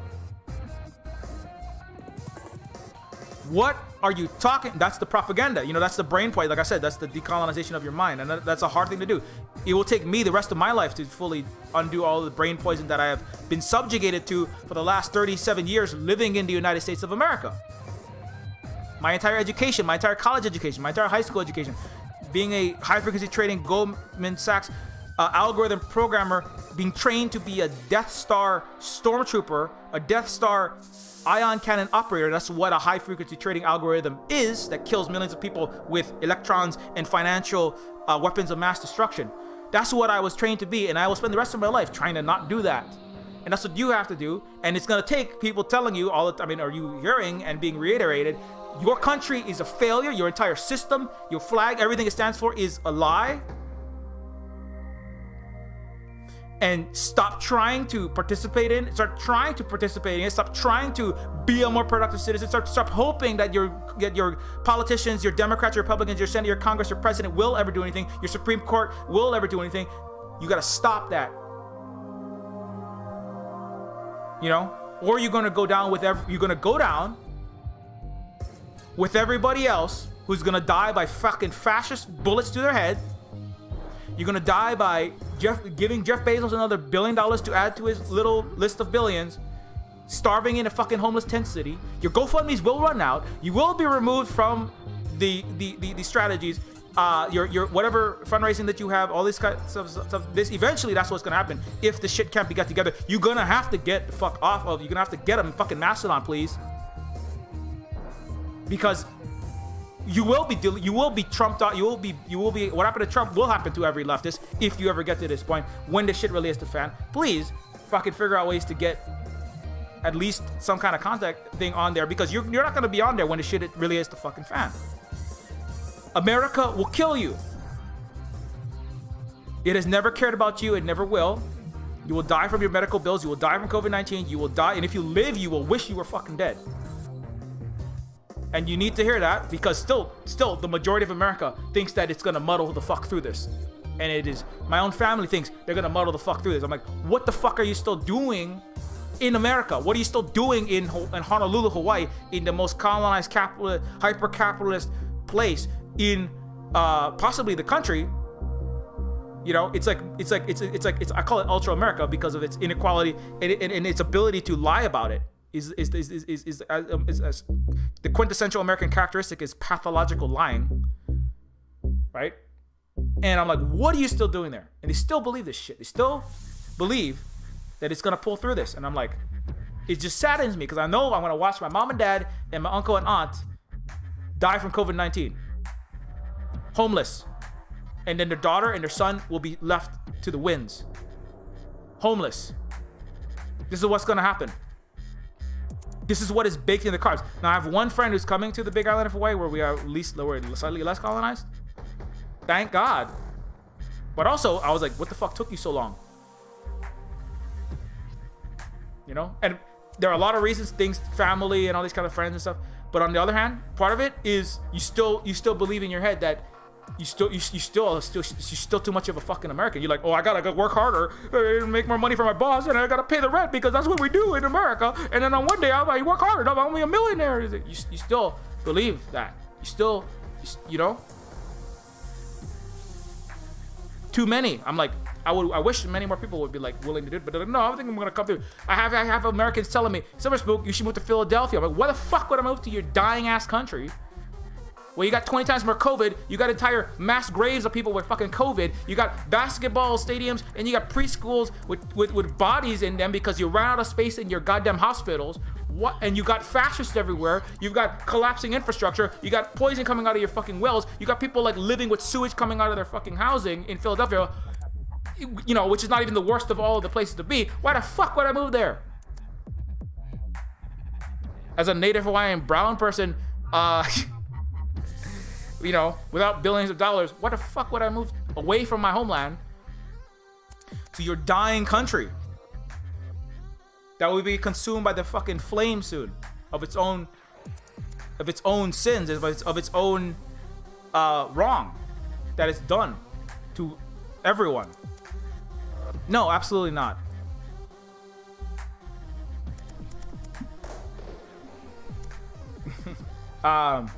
Dave Bautista have Greek and Filipino, was born in San Francisco, California, but mostly raised in Washington, D.C.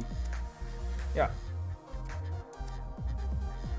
You know, and so like, you know, in like, I don't know. I think I've been going on for a while, so, but I think that's enough for that. I will be back streaming, and it won't be. I'll be doing something else. I'll be playing music and possibly playing some more Doom or something. But long story short, where did I put this? You know, and so the failed experiment. So that's what it is. You know, America is a failed experiment. It is officially failed now. You know, I mean, that's what Neofeud is about. This is where it's going. This is what Terminus Machina is about. You know, you're gonna be a, you know, homeless, socialist, hacktivist, revolutionary, running away from drone strikes, saying the word anarchism or leftism or Black Lives Matter on Twitter, get you police, SWAT cops to your door and fucking drone strikes. There is no free internet. You know, robotic cops and paramilitary drones are dropping bombs on people in San Francisco, and the main character is trying to jailbreak iPhone 9 factory worker slaves, because it's not just black people making Amazon, Whole Foods, and iPhones for 25 cents an hour. Now it's everybody, and all their allies, and all the poor, and all the even lower class white people, and some of them are even the fascists now, because America's fascism elements have. The Washingtonians is literally is right-wing fascists fighting over cans of pork and beans with a bunch of refugees in Terminus Machina. That's one of the scenes, and that's the world that leads to Neofeud in the Silverspook games. It is unfortunate that reality keeps on imitating Neofeud and Silverspook games. I wish it wouldn't, but that's what you got. You know? It's time to discard the facade of democracy and enter full neo-feudalism. Like pets or cattle, the masses are not smart enough to govern themselves. This is also the end of the failed experiment. The Washington Post, Democracy Dies in Darkness, says, it's time to give the elites a bigger say in choosing the president. Now, this was a headline from February 2019, but it speaks volumes that this was the legitimate headline. The experiment is over. Now begins the move towards mask-off neo-feudal phase and mask-off fascist phase. The American democratic experiment is finished. Okay? So, anyway, that's kind of... So, you know, speaking of that, FBI arrest social media... Yeah, Baked Alaska arrested. So, again, stay safe. Don't get involved. And I'm going to play this trailer real fast. Again, Neofeud is a video game about everything that I've been speaking about. This is the world that comes after, you know. Hopefully this doesn't go this way. Hopefully it doesn't go this way. Hopefully, you know, it doesn't get to that point. But Neofeud is a cyberpunk dystopia that is what I call stylized journalism, based on my experiences as a Native Hawaiian social worker, STEM teacher, working in the ghettos of Honolulu, Hawaii, working with, you know, the asylum seekers, the impoverished, 30% homeless children, trying to keep kids out of gangs and off of drugs, homeless kids, poor white kids from South Carolina, poor Filipinos that are being human trafficked as sex slaves, as under the table, and their parents as under the table workers for giant billionaire-owned hotels in Hawaii. And Neofeud is a game about that, and it's also about cyberpunk. It's also a satire. It's like Disco Elysium. It's like Disco Elysium with cyberpunk characteristics, or a Monty Python movie, not canceled like all their stars are now, but like in terms of the humor, or Terry Pratchett taking on the cyberpunk genre, Ghost in the Shell, Blade Runner, Neuromancer. And that's what Neofeud is ultimately. But I hope ultimately that beyond it being entertaining, funny, making you laugh, making you cry, and keeping you entertained for 10 to 15 hours, depending on how fast you play it, I also hope that you take away some amount of like new understandings of what America is, what democracy is, right? To what extent is Neofeud hyperbolic? How can you have a democracy when you have people who have enough money and power to control and move entire world governments, including the United States? How can a democracy, or whatever it says is on the Constitution, how can rights, democracy, equality, and pursuit of happiness even function? That's really what Neofeud is about. It's a statement. This is the world is neo-feudal. The United States is neo-feudal. It's not democratic. It's not even capitalist in a lot of senses, but it is worse. So I'm gonna show this trailer real fast, and then we'll be calling it a day.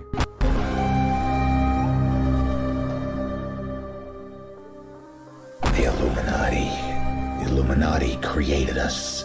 They wanted to build a god with their own hands, and instead they created us. Just because I'm made of silicone and aluminium, I must be doing something wrong.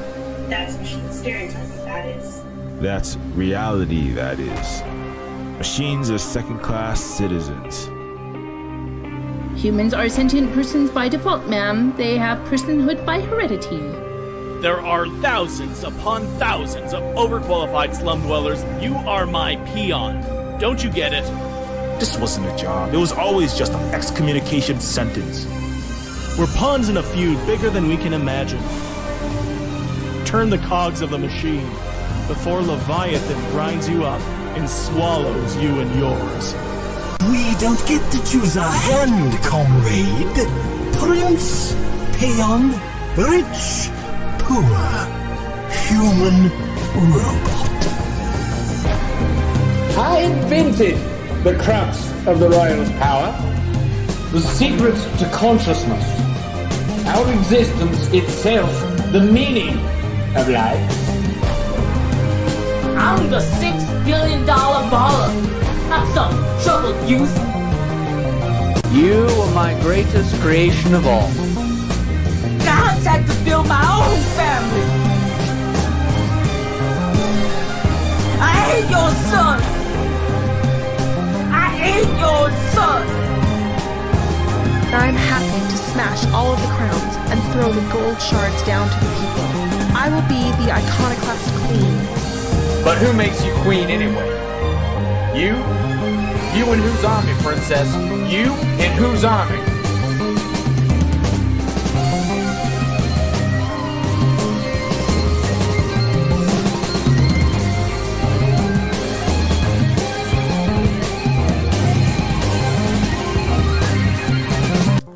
Alright, anyway, so that's Neofeud. It is already out. It is on Steam and itch.io. Wow, I talked too loud. Now my voice is gone. It's alright.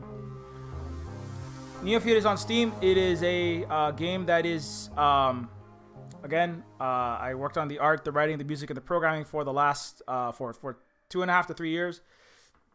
It is a game that is, yeah, it's out now. It's not on sale on Steam right now, but it is a game. I'll read the synopsis real fast, just because you might not understand all of that from the trailer.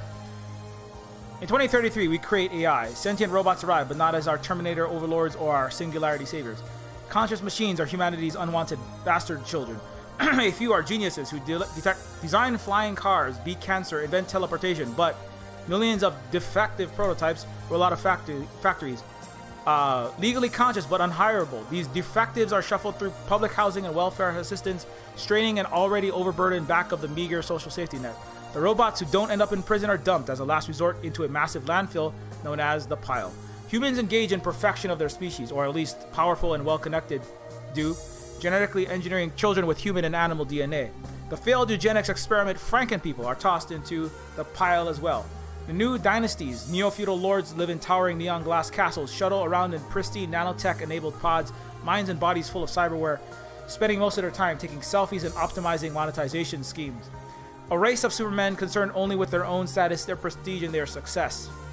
Where machines have become all too flawed and human, people have become flawless, perfect, cold machines. Carl Carbon is an ex-cop dishonorably discharged from Coastlandia Police Department for disobeying an order to shoot an unarmed sentient humanoid.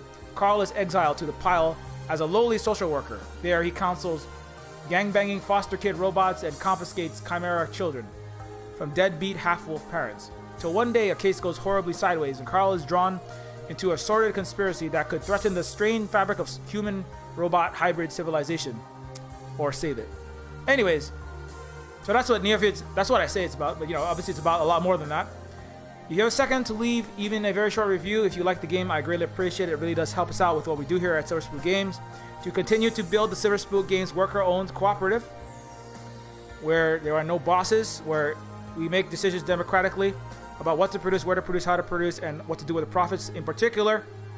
Nobody is paid any more or any less than any other worker, whether they are artist, programmer, writer, musician, voice actor, even QA beta testers are paid the same as everyone else.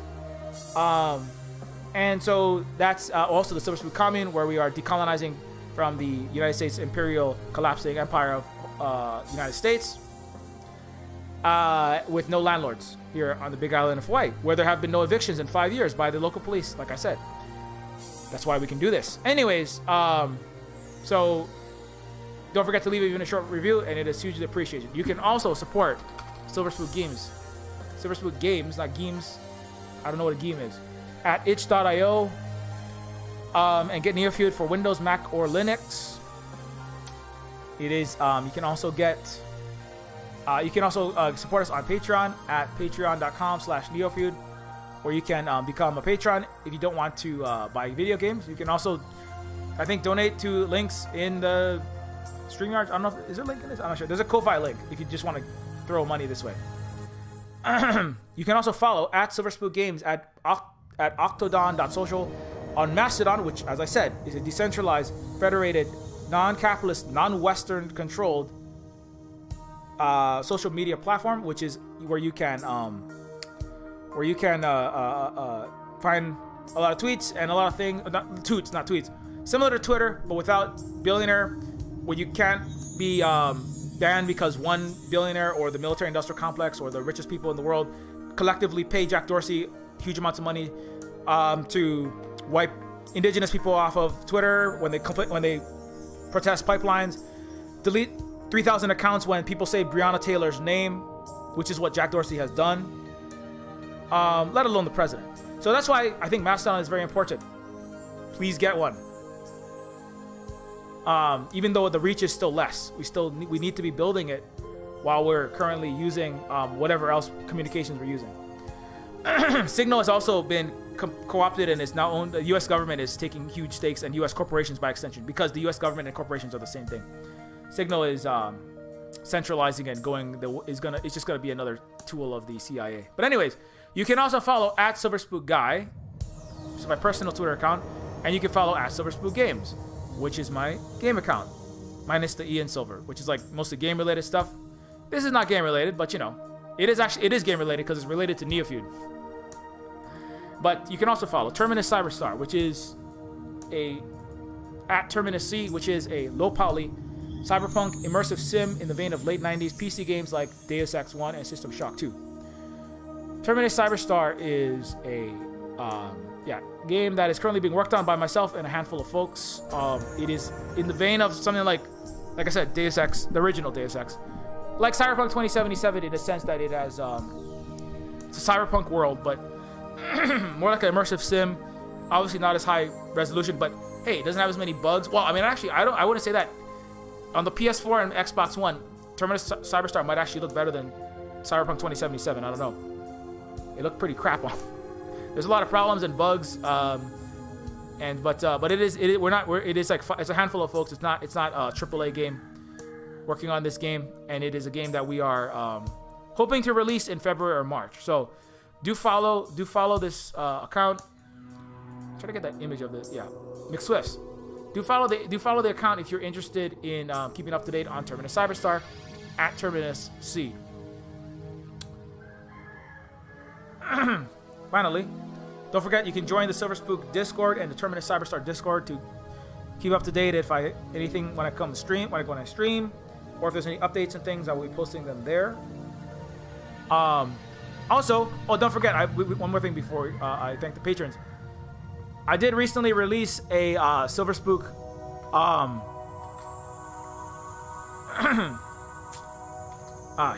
Silver Spook YouTube. I did release a video yesterday. If you missed that, it is a video.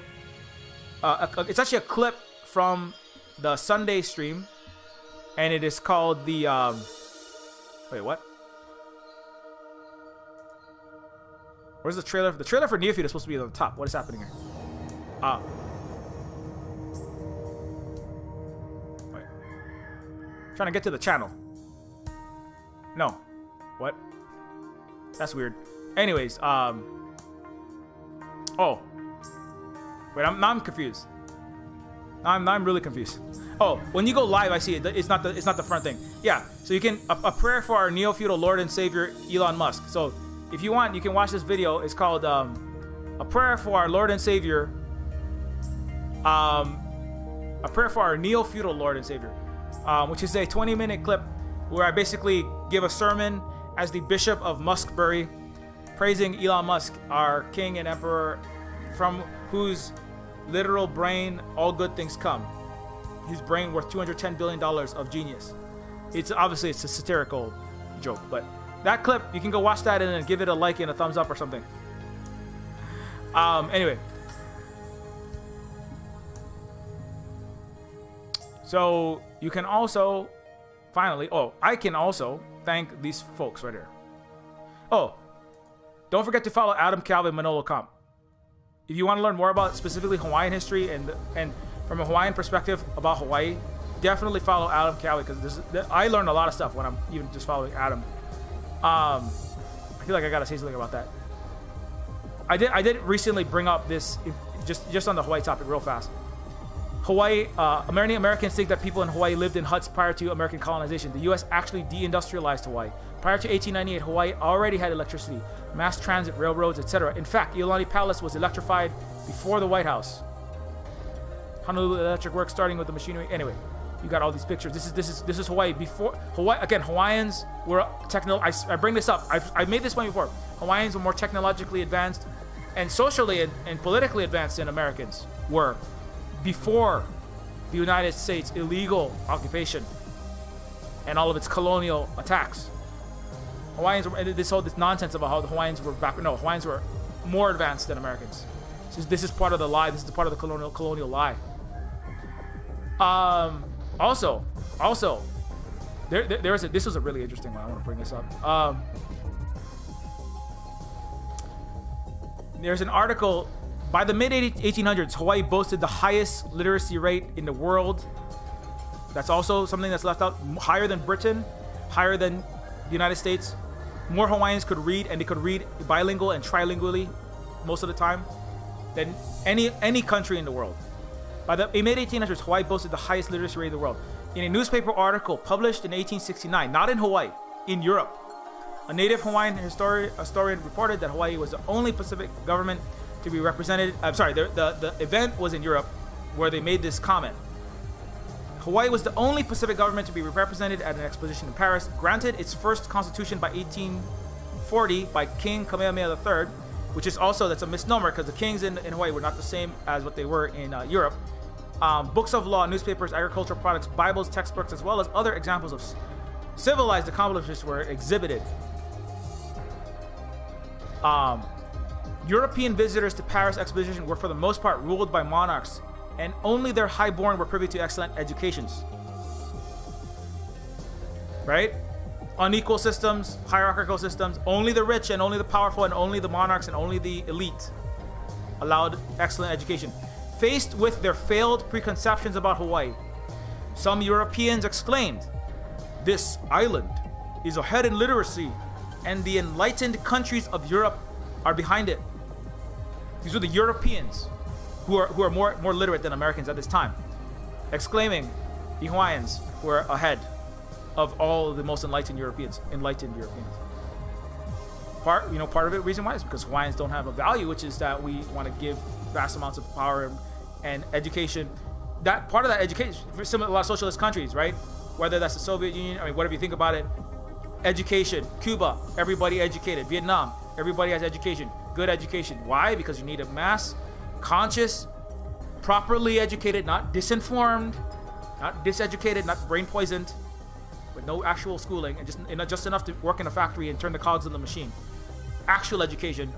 And the Hawaiians, in 1840, were already mass educating everybody. Before the Europeans. Long before the Europeans. Long before everybody else.